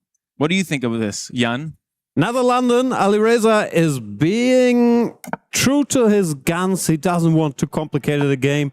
This will be a more quiet affair, maybe indicating that Firouzja doesn't mind a draw too much, keeping it solid with the lead. Yes, and now Hans takes up that center with that pawn move, pawn to d5 and pawn to c5 back to back. Yeah, very typical play. I'm assuming this is still a theoretical position. White will castle, then the decision... Oh no, queen to b1. That's what I said. Typical stuff. He plays a weird-looking move. Queen to the side of the board. What's that about? Spicy stuff. Lining up the bishop and the queen along this nice diagonal. Putting some pressure on this h7 pawn. That pawn is defended. That's one of these super grandmasterly moves. Maybe a dual purpose. He wants to prepare b4, wants to prepare knight jumping to e5, and it can't get captured because then that pawn would be loose after the other knight moving away. I don't fully understand this move. Yeah, it seems like the queen is hindering that rook in the corner there by placing itself on b1. What is the strategic idea behind this queen move? I'm still trying to figure it out. I don't know. I understand Hans's queen move, because he wants to go bishop to a6, exchange this quote-unquote good bishop that white has on d3, which is controlling a lot of squares, while his bishop is a little passive sitting there on b7, so he wants to get rid of it. Very logical move. But queen to b1, I don't know. Maybe now pawn to b4, stop the black idea to exchange the bishops with bishop to a6. Very deep stuff. Yeah, that comes to b pawn. Move, pawn to b4, stopping his opponent's plan. Yeah, that's often what happens in these super grandmaster games. One side has a strategic, subtle idea, the other side spots it, stops it. That's often how you can explain these moves, which might look a little random. He wants to stop the exchange of bishops. And this is like a Harry Potter novel unfolding before our eyes as we understand this queen move to be one supporting this b4 push. A lot of plot twists in Harry Potter unfolding? Yes, all the time. Which one? Well, the author has a lot of plot holes that continuously unfold as the story sounds like you're winging it. You haven't read a single Harry Potter novel. Oh, I'm in the middle of Harry Potter 5. I don't know what you're talking about. All right. Fully fledged. All right. Who's your favorite character? Neville Longbottom. Because he's the chosen one, actually. People don't talk about that. Phil the actor. Harry Mueling. He's finally getting his due. There you go. Moving on. Pawn to b4. Alireza Firouzja. I don't think he's read any Harry Potter. Rook to d8. Somewhat strange move by Hans. Not sure what that's about. Centralizing the rook, but feels a little off topic, does it not? Do you feel that Alireza has won the psychological battle early on in this game with this stumping queen b1 and b4 idea? I don't know. I feel it's more about the overall score. Hans is trying to keep it a little weird, trying to take some chances, but now Alireza seems very comfortable because the black idea has been stopped. This bishop a6. Black pieces are sort of standing in each other's ways, while white can just expand on the queen side. Pawn to a4, the rook will go to c1. Then you can tease opening the position on either side, and Hans goes pawn to a5. But white can just advance pawn to b5, leaving that bishop locked up forever. Oh, a life sentence for that bishop on b7 is awaiting after that pawn move. And how about that weakness, that b6 pawn weakness that is left after pawn to b5? Pawn to b5. It's hard to attack. I think it's more about the space and taking the c6 square, the a6 square from that bishop. I don't know. That prison is more secure than Azkaban. I was going to say it. The knight centralizes to e5 for Alireza Firouzja. What a nice positioning for that knight. What a beautiful outpost square. Yeah, Alireza with a masterclass in boring London play here. Slowly but surely showing us what he had in mind with the serious positional advantage now. Knight to g6, trying to challenge that knight. Another decision. Sometimes they allow knight takes f4, give that bishop and play with the double pawns, which Alireza could do. It matches his style, but it's a little more risky than just moving that bishop away or exchanging knights. And yet, with a match score, I think he's fine. Keeping it tight, moves the bishop out of the way. Bishop g3, and white is not only equal, as white has a glaring, beautiful spatial advantage in this position. Yeah, white is better. Not decisively, but just long-term. That bishop might look okay on b7, but it's being blocked by his own pawn on the long diagonal and by the white pawn anywhere it wants to go. It's hard to imagine a bright future for that b7 bishop. We are witnessing a strategic masterclass so far from Alireza. Sorry if that sounds biased to your ears, Jan, but this has been that is really true. good play That is so true. You can be biased and right. What's Hans gonna do? He's trying to challenge that knight on e5, but worst case scenario, the f pawn could advance, support it further. The other knight could also come to its aid. Alireza has an abundance of plans here. I think the aggressive move that you normally play would be pawn to f4. It feels like he's holding back a little bit because of the match situation. Trying to play it extra safe, even if it's not pressure maxing. Match situation, going for trades in a position like this. Yeah, he's still also saying, you know what, your bishop on b7 is stupid. I'm fine exchanging all the other pieces. But I think if the score was equal, we would have seen more aggressive play by Alireza Firouzja. However, long-term, this will be a tale of white's very powerful white light-squared bishop on d3 versus black's terrible light-squared bishop on b7. That's what he's trying to pronounce. Hans will be looking for ways to break out of this bind, either with knight to e4, provoking that exchange, or by playing for the e5 break with knight d7. But he's gone knight to e4, saying, please take, at least my bishop will get a little more scope after that exchange. Even though I'd still take white, even if you take and to put the knight on e5 or d2, still looks pleasant for Alireza Firouzja. The knight jumps to e4 there. Computer signaling a mistake there for that move. What does he know? Rook to c1. No further exchanges. Just covers the pawn that was attacked by the knight. hinting that one day he could also open the position further with pawn to c4, even though I don't think it's high on his to-do list. The problem is for Hans, how do you create any activity? Do you go pawn to f6, leave some weaknesses, cover some squares, preparing g5? Hard to think of something constructive to do. It's a difficult position to navigate overall, as what is next for the black pieces here exactly? It's very hard to think of a plan that's conducive to the black position. It does look rough. Often when you don't have a clear plan, you also end up burning more time because you consider some options, don't like it, don't like it, don't like it. But there's nothing good. It's one unfair thing about chess. Once you're worse, you can't like improve your situation by yourself. Your opponent has to help. How would Alireza help his opponent to untangle here? Doesn't seem like it's so easy, even maybe by playing c4 and open and letting Hans's bishop open up on that long diagonal? He's not a very helpful guy. I once asked him to help me with my luggage. I had these 2 big suitcases. He said, no, I'm good, I'm good. That's funny because at the airport, I asked him with some drawing things to help me draw, like color this coloring book I had, and he refused immediately. Very dry. He didn't color your coloring book? He did not color my coloring book at all. That is so rude, especially Painful. at the airport. Painful and upsetting, honestly. I'm sorry that happened to you. Why was he at the airport? He lives here. Not for this event. This is your story's falling apart. Pawn to c4 by Hans Niemann, trying to force the issue, asking that bishop, what's it going to be? You're going to take my horsey? You can't retreat because then I will take your pawn. But taking the horsey might be good. Ooh. Let's say you take. The pawn has to take back. Then we jump to g5. We target that central pawn on e4. Black has to go f5, but that means the knight stays forever. Once again, Alireza is shying away from changing the situation. Saying, I'm solid, I don't want to change the status quo. But every time he avoids sharpness, he allows Hans a little back into the game. Could this avoidedness of playing sharp positions cost him later on in this match?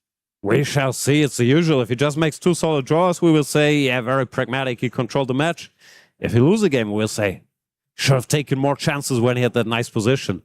So it's always very results-oriented, and we never have a big enough sample size to really say, was this decision good or bad? I feel it's probably close, because if you mix it up, you increase your chance of winning, but you also increase your chance of losing. While keeping it tight, he probably won't. You never know, but he probably won't lose this game. So, pros and cons.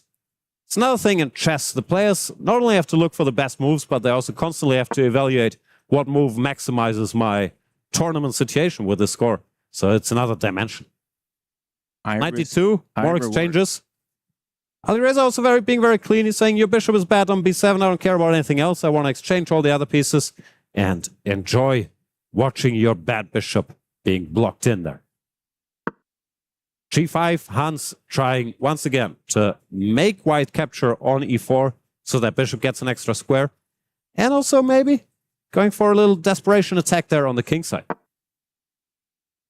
The rook comes back to the king side, anticipating some action. And what is the purpose of this pawn to g5 move by Hans Niemann? Could he be going for a second attack with the black pieces in 2 games with black?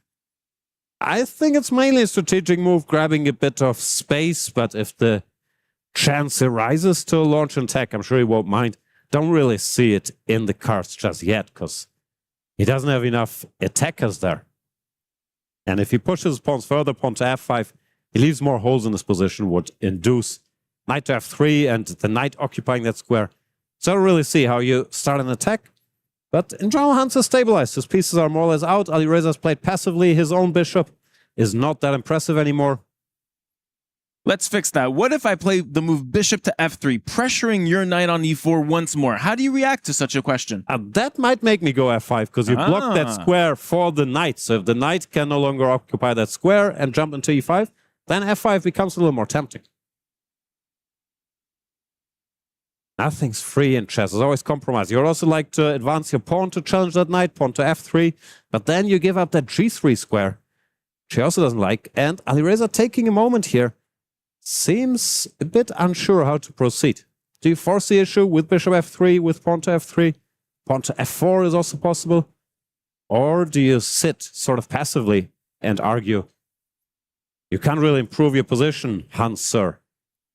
Yes, Bobby Fischer once said, with every pawn move, in order to take squares, you must give squares.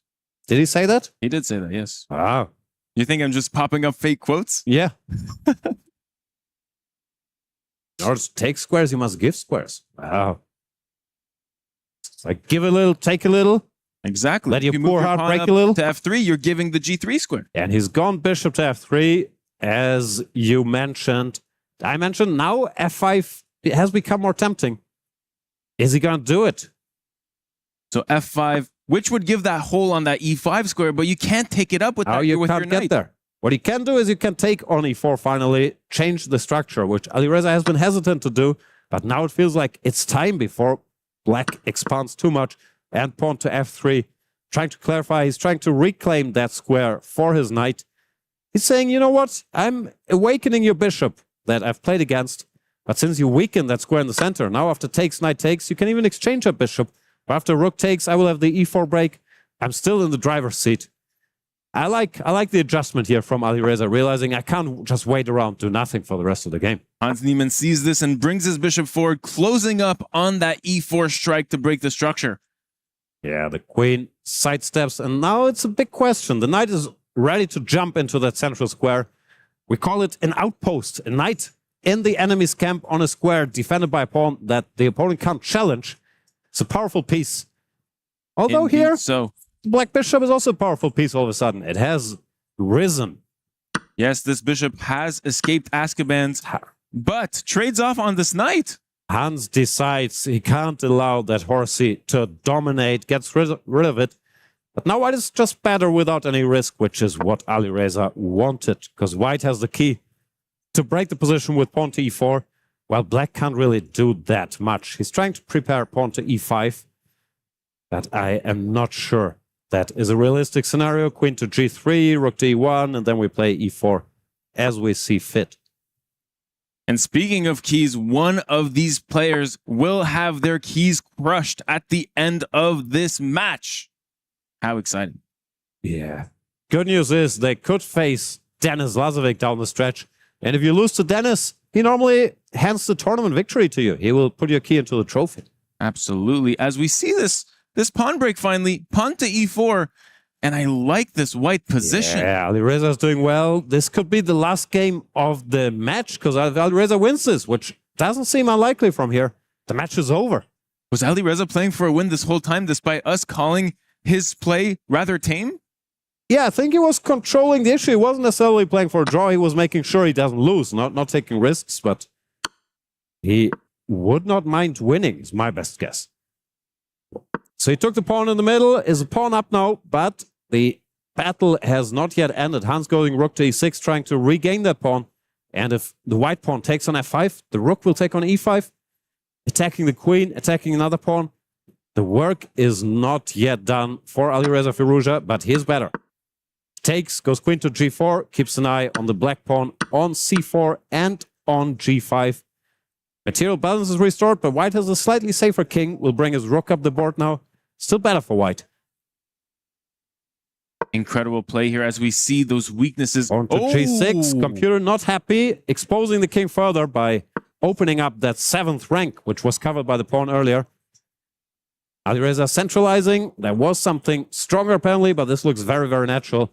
Now he's ready to give a check with the queen or with the rook. Hans trying to run with his king, trying to escape to h6. But is that a safe haven? Not at all. Oh, Alireza has this really interesting idea. Queen to the square d4. Oh, but you don't think of that. You're not thinking about an endgame here. You're thinking about hunting the black king down. Queen to d4 is very deep, arguing that even the rook endgame is good for white. I don't think he's going to do that. I'm expecting a move like, I don't even know. The problem is you can't move your rook away because black has some counterplay, giving a check himself, and he's going for the rook endgame, just a different version. Queen to c6. Is that winning? Like if you take and rook c5?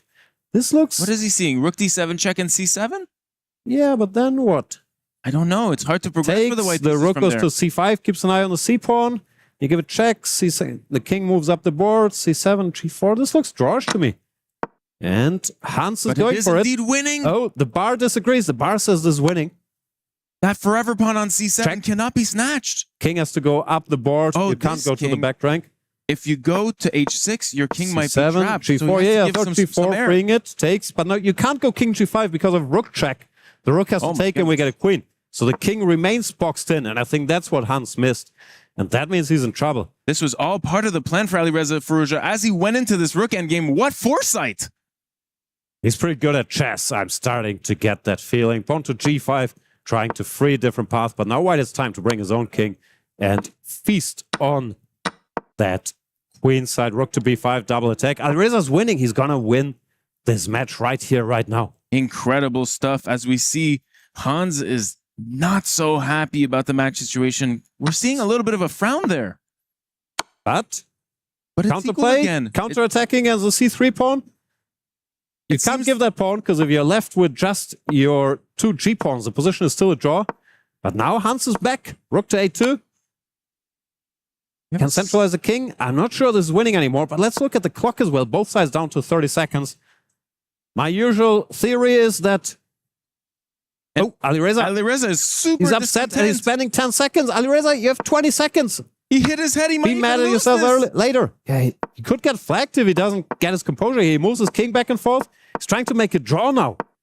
As Hans Niemann trying to win? What is this going is a on? nightmare scenario for Alireza, who has his back against the wall right now. Nah, I think it's a draw. They will move back and forth. They have enough time and they know how fast each other are. But Hans is wondering, rook f4 allowing this and check. I don't understand anything. What is going on in this crazy game? Chess-wise, it's still a draw, but Alireza down to And we 11 seconds. we have will see a rook flagging fest in this versus rook. position. No one is a friend. Everyone is a foe. This is Alireza Firouzja, though, one of the fastest mouse artists in the we game. see a draw with and 6 seconds left for he E. does survive. What a roller coaster. Alireza winning, then he missed something in that rook end game, shakes his head for 10 seconds, goes down to 20 seconds, but escapes with the draw. Incredible stuff. That was pretty crazy. That was rough. 2-1 for Alireza Firouzja means the match continues. Hans Niemann in a must-win situation now with the white pieces. If he draws or loses, he's out. If he wins, we get Armageddon. Crazy stuff. But this has to sting a little bit, no? Alireza knows he was winning there. Probably he's even checking it now. And he could have ended the match right there. Made it to the semifinals. Joined the other Falcon. Well, now it's overtime. And Hans, he's resilient. How about the quality of that play from Alireza in that last game? Wow. Just all the way through, you felt like he was progressing with the white pieces up until he found this dilution into a rook endgame that was winning, and he couldn't find the right moves. Yeah, he has that tendency a bit. Like he also did against Wei Yi. He's dominating, but then once he's winning, I don't know, he loses focus a little bit, can get low on the clock and let people escape. But here we are, game number 4. Hans Niemann with the white pieces has to win or he is out of this year's EWC. And we have an Italian on the board. Who's Italian? There's an Italian dancing on the board. I see that. And that guy there. Yeah. So we have a slow Italian, which is very, very popular nowadays at the top level. This is Hans Niemann's bread and butter opening. He used it over and over again. But guess who else likes to play this with the white pieces? Alireza. Oh. And he's choosing the Magnus Carlsen plan, the most solid plan there is. You exchange these bishops, you do it with the rook, and then you bring your pieces up the board. This is a well-known theoretical position. Knight to b3. Bit of a sideline, but still in the books. Black has to decide. Do you go pawn to b5, stop white from expanding there? Do you go pawn to d5, strike in the center? Do you do none of the above? You could bring your rook back, because the rook is a little funny on e6. You could bring the knight over from e7 to g6, typical plan. I think I would do that, especially now after knight to b3. But let's see how Alireza feels about this. Knight to b3 is Hans' intended surprise, because until here, this was all mainstream theory. Ooh. And you mentioned the other day that you have a very, very big opening tabia on such positions. Does your opening database covers this? I even did a course on this very line with the black pieces. I would have to look up if knight b3 is in there. I know the main moves are in there, rook b1, bishop b2. Knight b3 is the intended surprise from Hans. My guess is he studied my course deeply and looked for anything that wasn't covered. There you have it first, folks. Hans is a Jan fan. I don't know, I'm making this up. But Alireza chose the plan I mentioned, knight to e7 and knight to g6. Bring that knight over to the king side. Hans clearly not surprised by this turn of events. And he's built the quintuple pawn chain. E4, D4, C4, B4, A4. 5 pawns attack. This is a beautiful army forming in the center of the board and to the left flank. So many pawns. Alireza looks so irritated. Can you capture one of these pawns, but then the knight jumps into action? Or do you keep the tension, allowing these pawns to advance further? Pawn to d5, pawn to c5. Not an easy spot. Nice homework by Hans Niemann in his bread and butter Italian. And Alireza taking his time here, going down more than a minute in this position, trying to figure out, have I just been immensely surprised? Yeah. Knight to h5 and Hans blitzes out king to h2. Prophylaxis. Alireza saying, give me that f4 square. Maybe your king will be unhappy. While my knight gets to f4, the rook joins the action. Hans not surprised, playing some defensive moves. Rook was threatening to take that knight and exchange sacrifice. So Hans brings the queen over to keep an eye on the horsey. Now he might be threatening his own tricks, like knight takes e5 with the laser towards that black knight on the rim, since the queen covers that square. Very interesting homework here by Hans Niemann. And might I remind everyone watching that Hans controls this matchup in their last 9 games. Hans has 7.5 to 1.5 as their online score. Pretty impressive coming into this, although he must win this game. That is a pretty sick score against one of the best players in the world. But this is not online chess. This is EWC. You can see your opponent, and Alireza's stare has melted many a man. How poetic. Thank you. That's some Shakespeare? Nah, that's Harry Potter 6. You'll get there eventually. Okay.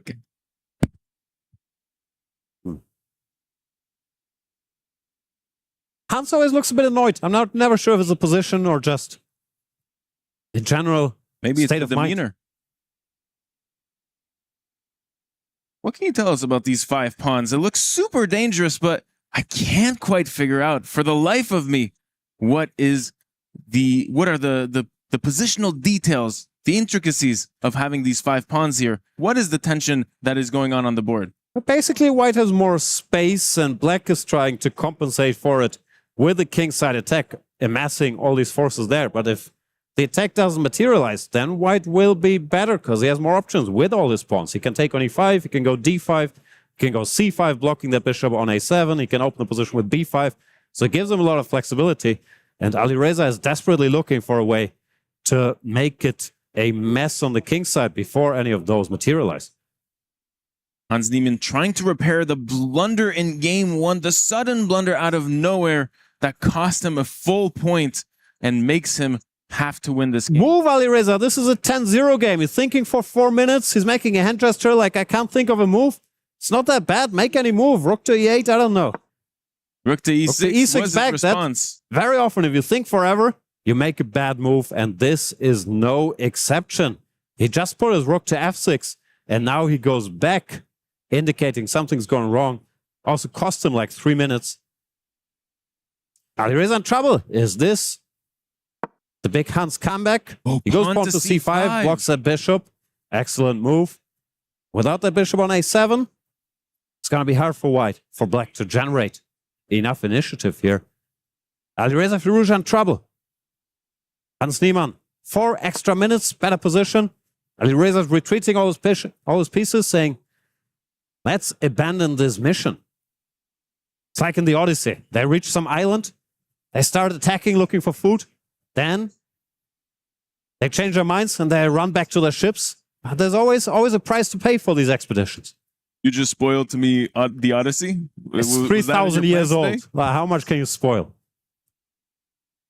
The The knight drops back. This is a signal. This is a signal to Hans that something's gone wrong. I'm losing confidence in my position right now. Yeah.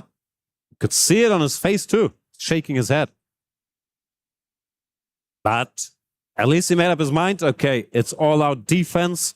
And now Hans Niemann has to find a way to keep the fire burning. Hans Go on a pawn to d5. But I must say that his chances are really good in this middle game. Yeah, he couldn't has have gone a any lot better. of time on the clock and a better position. There comes the pawn. The rook will drop back all the way to e8. Hans now with a space advantage. This is so-called King's Indian structure, which Alireza Firouzja is known to master with the black pieces. Yeah, so that's a bad structure for black. Yes, it's a bad version. Yes.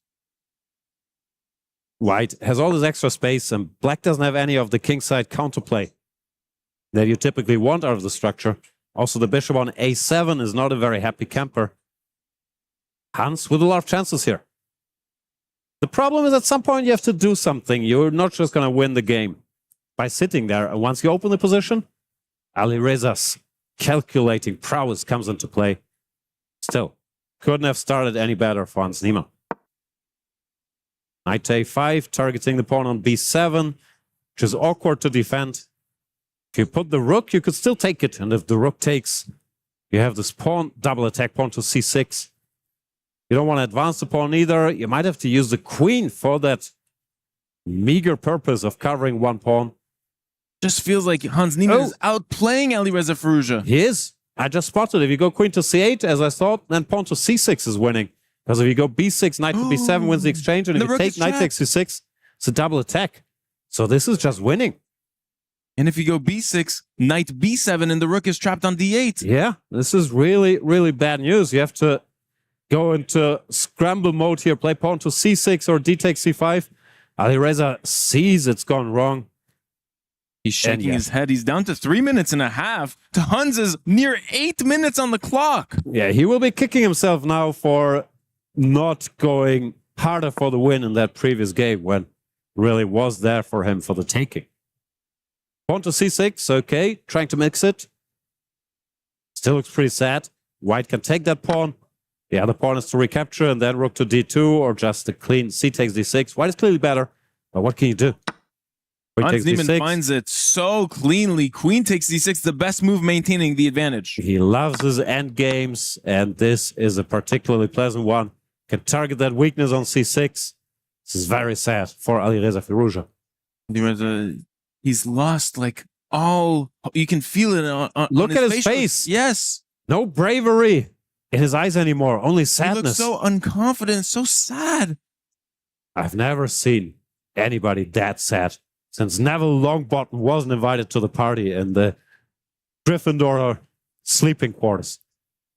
You just made that up. You haven't read Harry Potter. I don't even know who Harry Potter is. Rook to c2. I don't see what to do. Rook c8, rook e6. Oh, he gives the pawn. Even sadder. He's looking for some tricks. Knight takes c6, bishop takes f2. Ooh, some overloading But White can't even prepare it. He can go king to g1, just cover that pawn, and then say, you know what? c6 not going to run away. But he does take it. Why? And gambles his advantage That's away. a mistake. Another tactical mistake by Hans. Why does he keep doing these things?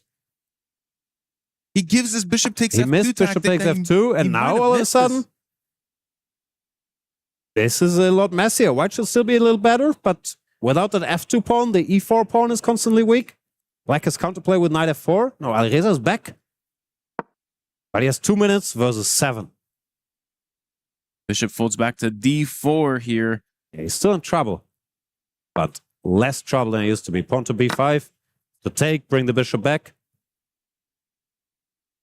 Alireza has to defend this. A draw is enough for him to move on to the semifinals. Will he be able to maintain I don't see it. this? Just 2 minutes, still in trouble. But look how this bishop fervently blocks this pawn on b5. Against the endgame wizard, Hans Niemann, is like the fewer pieces there are, the stronger Hans becomes. He's trying to get rid of even more pieces. Freeing the way for his b-pawn. Now this nice question posed by this bishop jumping to e3, attacking this bishop to on b6. Take trade. I didn't like the trade either. I thought he had to bring the knight to at least keep an eye on that b6 square. Mildly surprising indeed. Also, the clock keeps ticking. Alireza's playing very slowly. He has this tendency. He only wakes up when it's down to 20 seconds. But if he's lost by then and Hans has 6 minutes, it's not going to help him. The time situation is crazy. 90 seconds to 6 minutes and 45 seconds. How resilient this Hans Niemann character is. He's been through a lot at a young age. So, you know, being down in a do-or-die match against Alireza Firouzja doesn't scare him. No, not at all, as c-pawn is too strong. Hans Niemann and his white pieces have grown this advantage with this very powerful passed c-pawn moving up to c7, creating more threats. Yeah, Alireza looks so sad. He's really distraught, unhappy of how this game went. He lost control of it from early on out with sensational prep by Hans Niemann, and Hans Niemann just takes over little by little. That c7 pawn, so far advanced, you still have to find a way to queen it, and apparently Hans has not found the most precise way. Alireza sets up a somewhat desperate defensive line, but if the king can come to e8 now, keep everything covered, maybe there is still some hope. 1 minute though for Firouzja, that's not much time. I thought this rook to b8 would work. Oh, knight takes e5 tactics. Oh! Does that work? Rook takes e5, rook takes e7. If knight takes e5, rook d8 check is his point. Alireza goes knight f8, very calm. And that's a very smart move. He's saying, I either want to take your pawn on c7 or your horsey now that I covered the back rank. And maybe that holds the game. Tremendous resource found by Alireza. Only move in that position, and now this c7 pawn is actually a weakness that can be attacked 3 times by all 3 of Alireza's pieces. Yeah. Even right here, right now, it's attacked twice already, and the knight is attacked. Hans has to go for plan B, flagging. Alireza only has a minute, but he's one of the best, if not the best, bullet 1-minute players in the world. He can make a lot of moves with 1 minute on the clock. Will he be able to keep afloat despite this basically being a bullet game for him from here on out? Rook to d8, but rook takes c7 should work. Yeah, rook takes c7 played. The white knight on e5 is still attacked, so you have to exchange rooks here. Now it's just knight and 3 pawns versus knight and 3 pawns. Hans, of course, has to win, but Alireza will go pawn to h5, pawn. No, he goes pawn to g6. Interesting. You can't win this position by pure chess means, so he has to flag. But is he going to be able to start flailing about in this position?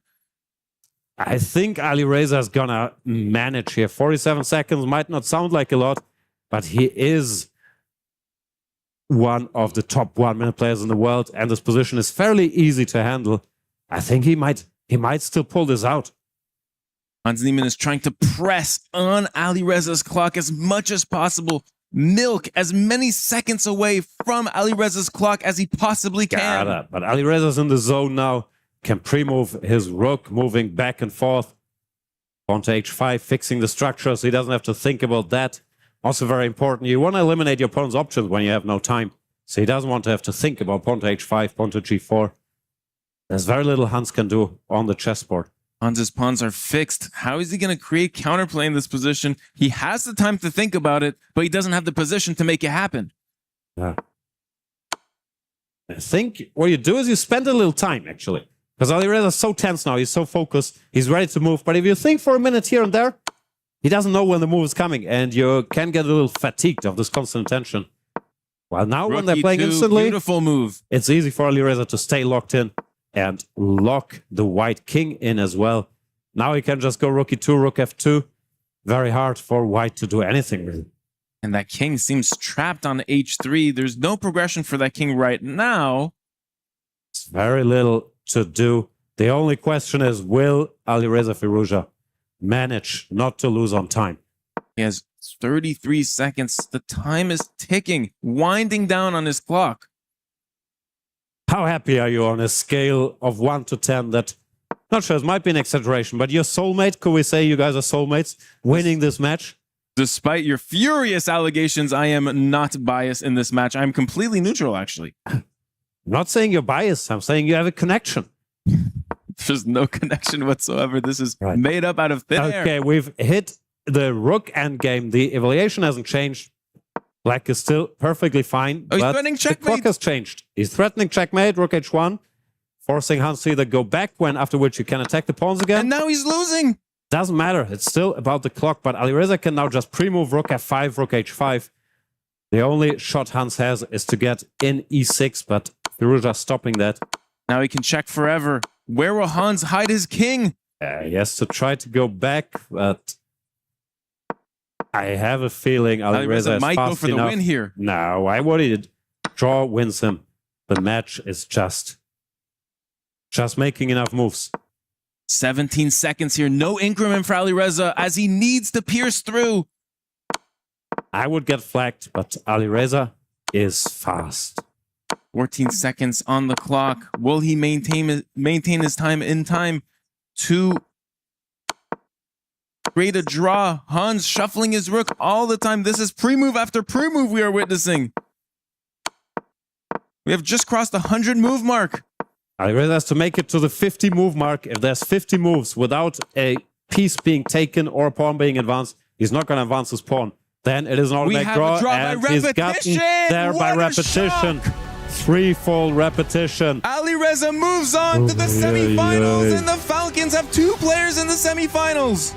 What a match. 8 seconds left, but Alireza Firouzja gets rewarded for his speed, his tenacity in that final game. And heartbreak for Hans Niemann. He knows he was winning. He completely outplayed Alireza. Alireza had 1 minute left on the clock. But in the end, Hans Niemann is out, and Alireza joins his teammate Hikaru Nakamura in the semifinals. Incredible scenes, ladies and gentlemen, as Alireza Firouzja for Team Falcons hangs in there on his final seconds. The crowd is going wild, both for Alireza and for Hans. Both teams are represented here in the crowd. It's a heartbreak for Hans Niemann, who almost did it. He was in a must-win situation in that final game, and it felt like he has the game, he had the position, he had the time advantage, but Alireza hangs in there with just 8 seconds left on the clock. Zach, since you are our representative here in the studio, our Alireza doppelganger, what are your thoughts and feelings right now? Thoughts, feelings, emotions. Alireza just capitalized at the very beginning of that match, and from there on out, he just drew and won.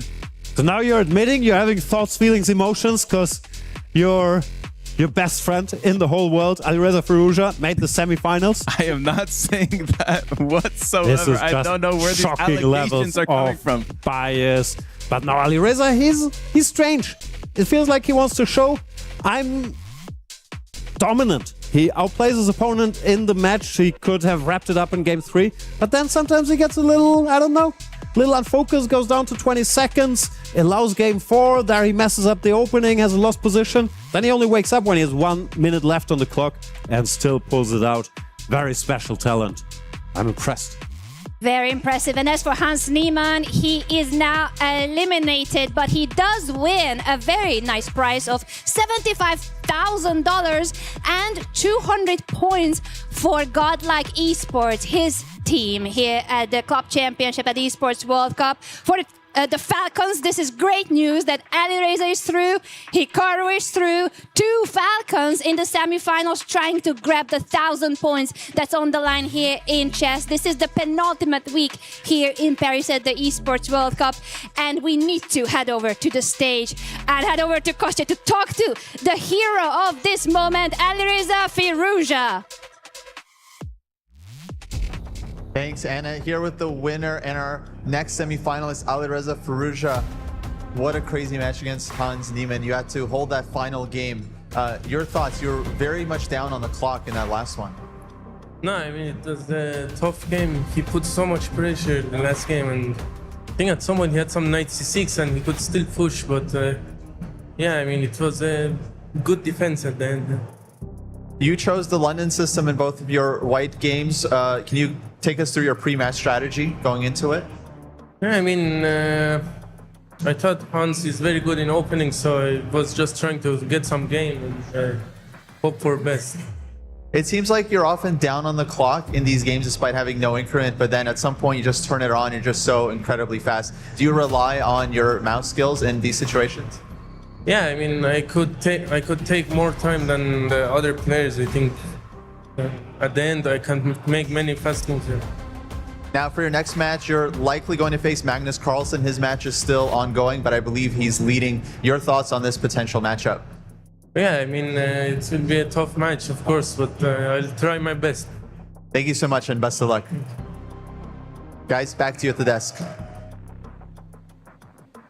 Thank you so much, Kostya, and huge congratulations to Alireza Firouzja representing Team Falcons. He's through to the semifinals, and he'll likely be facing the defending champion Magnus Carlsen from Team Liquid. Last year, these two faced off in the finals for the glory, for the first place, but this time they are meeting in the semifinals, and Hikaru is on the other knockout bracket, so it could very well be the case that we're gonna have two Falcons in the finals, or if Magnus wins against Alireza, still Hikaru will be holding the hopes of the Falcons. So great news so far for Team Falcons that they doubled down on their chances in the semifinals. The stakes are as high as $1.5 million in chess, 30 million in the Cup Championship, ladies and gentlemen. And at the moment, Team Falcons are in second place, right behind AGL and AGAL. Denis Lazovic, 19-year-old Denis Lazovic, is through to the semifinals. He will be facing Hikaru Nakamura, so that's going to be absolutely crucial for the club championship points as well. AGAL versus Team Falcons in the semifinals. Denis against Hikaru, and likely Alireza against Magnus. But when it comes to the story of the day, our Crunchyroll story of the day, foreshadowing. Ladies and gentlemen, what happened yesterday on stage after the matches, Denis Lazovic won his match, eliminates Jan Nepomniachtchi, takes his key, and he was gonna crush that key, but I think he slightly misunderstood the instructions because he ends up putting that key in the trophy. Is that foreshadowing? Can Denis do it? This clip, you need to look it up if you haven't seen it. It's all over social media. Denis Lazovic already thinking that he won it all. What do you think, Zach, of that moment? Just absolute madness. This is what the EWC is all about. You want to see these storylines happen. You want to see these controversies happen. But how about that Alireza Firouzja, Captain Clutch in his first two matches, winning on demand in Armageddon. And here he wraps it up on demand with 20 seconds on the clock in that final game in which he had to hold desperately for a draw for the win of the match. And he does so, bringing the two Falcons into the semifinals. How is that foreshadowing, Zach? Stay on topic. Is it because he looks like your shadow, or what is he foreshadowing? I also don't get it, but Zach is on a different storyline of foreshadowing. That's a great storyline, though. Team Falcons are very happy. But Jan, I think you do have thoughts on Denis and how he's foreshadowing that he might win the tournament. No, not at all, because he put Jan Nepomniachtchi's key into the winner's trophy. He didn't foreshadow his own victory. He foreshadowed Jan Nepomniachtchi's victory, and he's out. So zero foreshadowing, but Denis Lazovic is an absolute world-class player. People might not realize that because his success has been mainly online, but it's been consistent in all these Champions Chess Tour, these online events. He's one of the best, and he's the only new participant we have in the semifinals. Last year we had Magnus, Alireza, Hikaru, and now we have this 19-year-old kid who doesn't know where to place the key, but he does know where to place his pieces. I'm very impressed. He does know where to place his pieces, and that does place him in the semifinals of the Esports World Cup here in Paris. Ladies and gentlemen, let's take a look at what we have been following so far. The quarterfinals. On the other stage, Magnus Carlsen is leading at the moment 2-0. The match is still ongoing against Nihal Sarin, and Alireza Firouzja has just won on our stage. Big win for Team Falcons against Godlike Esports Hans Niemann. Denis Lazovic was the hero earlier on this very stage, eliminating Team Navi's Nodirbek Abdusatoro, while Hikaru Nakamura, also for Team Falcons, has managed to win his match against Genji's Arjun Erigaisi. We're gonna see later today these upcoming semifinals. Rainbow Six is going nuts on the stage next to us, so I can barely hear myself. But Denis Lazovic, 19-year-old boy for AGAL, will be facing Team Falcons Hikaru Nakamura. A bit of a rematch from earlier this year, the Speed Chess Finals, where Denis Lazovic beat Hikaru actually in a 26-game match. And that very match is how he qualified Denis to our event here in Paris. So definitely we're gonna want to see that rematch, and I'm sure that Hikaru will be very motivated. And on the other line, Zach, we will see our hero from our stage just now, Alireza Firouzja, the runner-up of last year, going up against, most likely, the defending champion Magnus Carlsen. Your thoughts on that upcoming potential semifinal? It's gonna be absolute fireworks. I personally cannot wait. That's like your El Clasico. That's such a nice match to have. You have Young versus the GOAT, versus the greatest ever. What's not to love? We were foreshadowing Magnus not through yet, right? Apologies to Nihal Sarin. Like Nihal. 2-0. This tremendous, is a 95% tremendous player chance. himself. I agree, but still, let's not write off Nihal just yet. Still, I do agree. It's of course very likely. And now we have the heavyweight encounters. Can the Falcons do it this year? Remains to be seen. That 1,000 points up for grabs. Will the Falcons manage to clinch this year and revoke that Team Liquid 1,000 that happened last year? It's an exciting time right now. It is exciting times. There's some drums, there's some excitement on the other stages, but chess is really heating up. And what has been happening today was a very much a fairy tale story for two of our heroes on this stage behind us, Alireza Firouzja and Denis Lazovic, but two players did get eliminated today. This is 19-year-old Denis Lazovic crushing the key of his opponent. Next try, great job, Denis. Great job so far. Push it. He did it. He did it. I'm not so yet, proud not of my yet. boy. Let's not celebrate yet. Oh, this is redemption, crushing the key. And look how happy Denis Lazovic looks. I would give him full marks, 100 out of 100. He did it. He did not place the key this time in the trophy. He has crushed the key of his opponent, Poor Nodirbek. Nodirbek Abdusatorov. Nodirbek is out, scoring 200 points for Team Navi and getting himself a really nice paycheck of $75,000.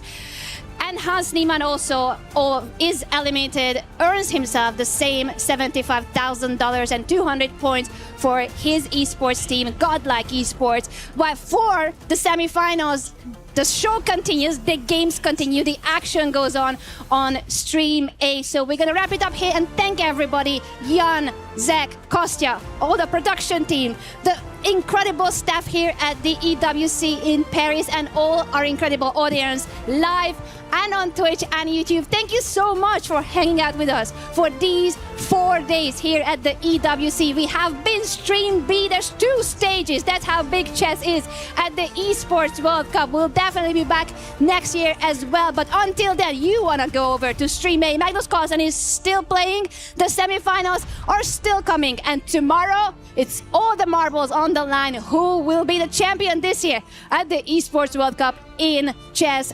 $1.5 million is at stake. See you at Stream A.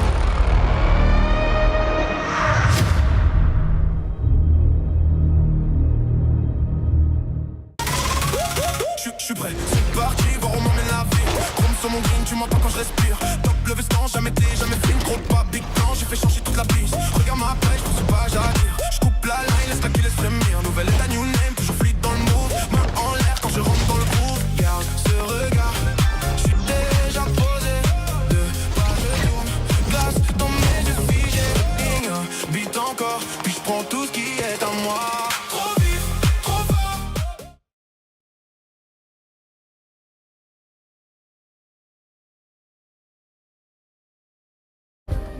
Play is in our DNA.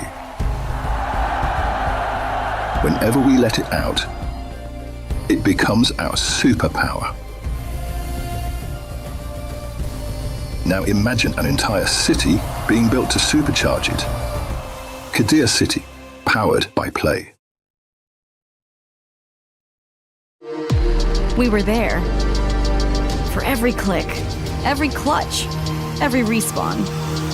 We were there for the years of grind. And we're here. Now. The proud founding partner of EWC. Powering the biggest event in gaming. Shoulder to shoulder with the world's best. Making history. Greatness deserves a stage. Lenovo Legion. Reach your impossible.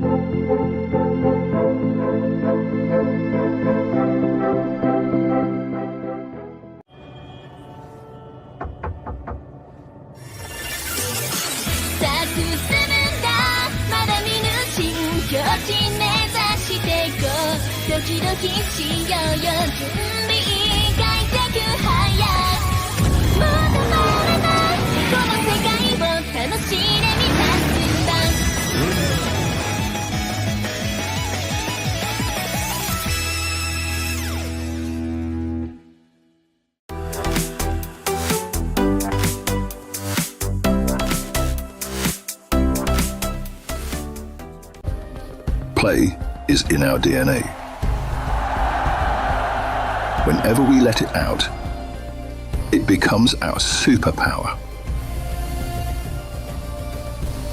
Now imagine an entire city being built to supercharge it. Kadir City, powered by play.